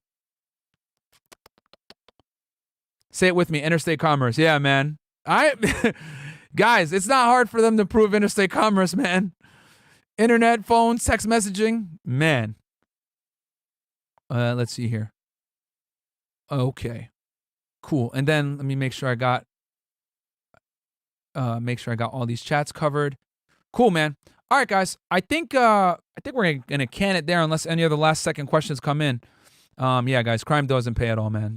Guys, don't get in trouble. If anything from this breakdown, you know, what you could take away from this is don't get involved with the gangs, guys. As you guys can see, if Casanova wasn't a gang member, these would be bullshit charges and he would beat them. But the fact that it's a gang RICO case, they're able to lump him in with all these other idiots that he might not even know like that because of he's claiming Gorilla Stone Nation, man. That's the problem, guys. So don't join a gang. Stay out of trouble. If you're going to commit a goddamn crime, do it yourself, okay? You know, you don't want to get hit with these conspiracy charges, goddammit. And yeah, man, guys, protect yourselves. Don't get in trouble, man. It's really not worth it. So yeah, other than that, last one here. Brandon Bradshaw. Have a clean background, be in shape, and get your cybersecurity certification. The government will 100% want you. FBI specifically wants you. Yes, yeah. Just don't get in trouble, guys. Moody Blues, will you ever do a politician case? Yeah, I could do a breakdown of a politician case, of public corruption for sure. So before I get off air, guys, I want y'all in the comments right now, tell me, what do you guys want me to cover on the next episode? Do you guys want K-Flock? Do you guys want Epstein? Do you guys want, what do you guys want? I'm looking at the chat right now before I get off here. Oh, Boston Marathon bombing? I could definitely break that one down. I have very intimate knowledge of that case. I was in Boston when it happened, guys. I have a lot about that one. Okay, I see Epstein, Capitol riots, Rollo. Let's see here. See Dirk and Vaughn, Vibs cartel. Guys, the Vibs cartel one is an international case. I don't know if I'd be able to break that one down efficiently. Okay, I see Tory. Okay, Ghislaine, Omni and the Hellcat. Yep, I gave a little bit on the Omni and the Hellcat, but I could do a more thorough breakdown. Ghislaine. Yo, I said it. I called it when I was on Timcast. I said she's gonna go to jail. Bro, no, she's not. She's gonna beat the case. Bro, Southern District of New York, FBI, sex trafficking, it's a wrap. They don't mess around with that, bro. The two agencies that do sex trafficking are HSI, FBI. They don't mess around when they do that, bro. You going to jail. Anything that has to do with kids, it's a wrap. You going to jail. All right, K-Flock, Tory, Epstein. Okay. Oh, I see Dolph here. Yep, I'm already, as far as Dolph goes, guys, don't worry. I'm already gathering information on that one. Apparently, the killer is going to surrender tomorrow, which I think that one is. Stop the cap. But anyway, he's allegedly going to surrender. The marshals want him. Hush Puppy. Let's see here. Tay-K. Boston bombing. Yep, I see you guys want the Boston one. Keep it a street. Nobody want here. Yeah. Yeah, international cases. Yeah, definitely. El Chapo, Pooh Shiesty. Okay. I might do Pooh Shiesty for y'all during this week and then do just because that one's going to be easy. And I know you guys are fiending for this type of content. And then I'll do Epstein in a more, I guess, more thorough. The thing with the Tory case, guys, is it's a California case, so I'm going to have to pull up all the documents. And the case isn't done yet. That's why I like the Tory one. I might want to wait a little bit. Can you also go through old cases like Nikki Bonds and play devil's advocate as defense and prosecutor? Yeah, I could definitely do that for y'all. That's not a problem. Chapo's wife, O-Block. Oh, yeah, we could definitely talk about the O-Block one. I got a whole speculation on the O-Block one, man. Oh, Lord. Oh, Lord. The O-Block one is, yeah. I got a whole theory on why I even think they're going down that angle with them. All I got to say is I would need more detail. I think they're targeting Dirk, personally. That's what I think. I think they're trying to build a case against Dirk. But I can go into more detail on that on the other one. Oh, Fetty Wap. Yep, that's another one. Yeah, Fetty Wap. That one will be easy. That's a easy drug case. Could break that one down. So, all right, cool. All right, now someone said top 5. Top 5. That's a Canada case, bro. That's a Canadian case. I mean, I could. I'm very familiar with Canadian law because I did a case that I worked very closely with RCMP. But yeah, I'll keep it American for now. I'll do the international stuff later. I could definitely do international cases later. But all right, cool, fantastic. YFN Lucci, that's a state case. I could do that too. But all right, guys, hope you enjoyed that. I'm gonna get going here. Share this video with a friend. We're gonna put this out in clips. Hopefully, we get some timestamps on this bad boy. Hope you guys enjoyed it.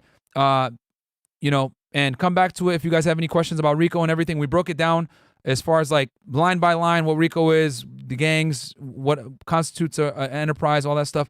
So love you guys. I'll catch you guys tomorrow. We got a show at 7 p.m. We got a show.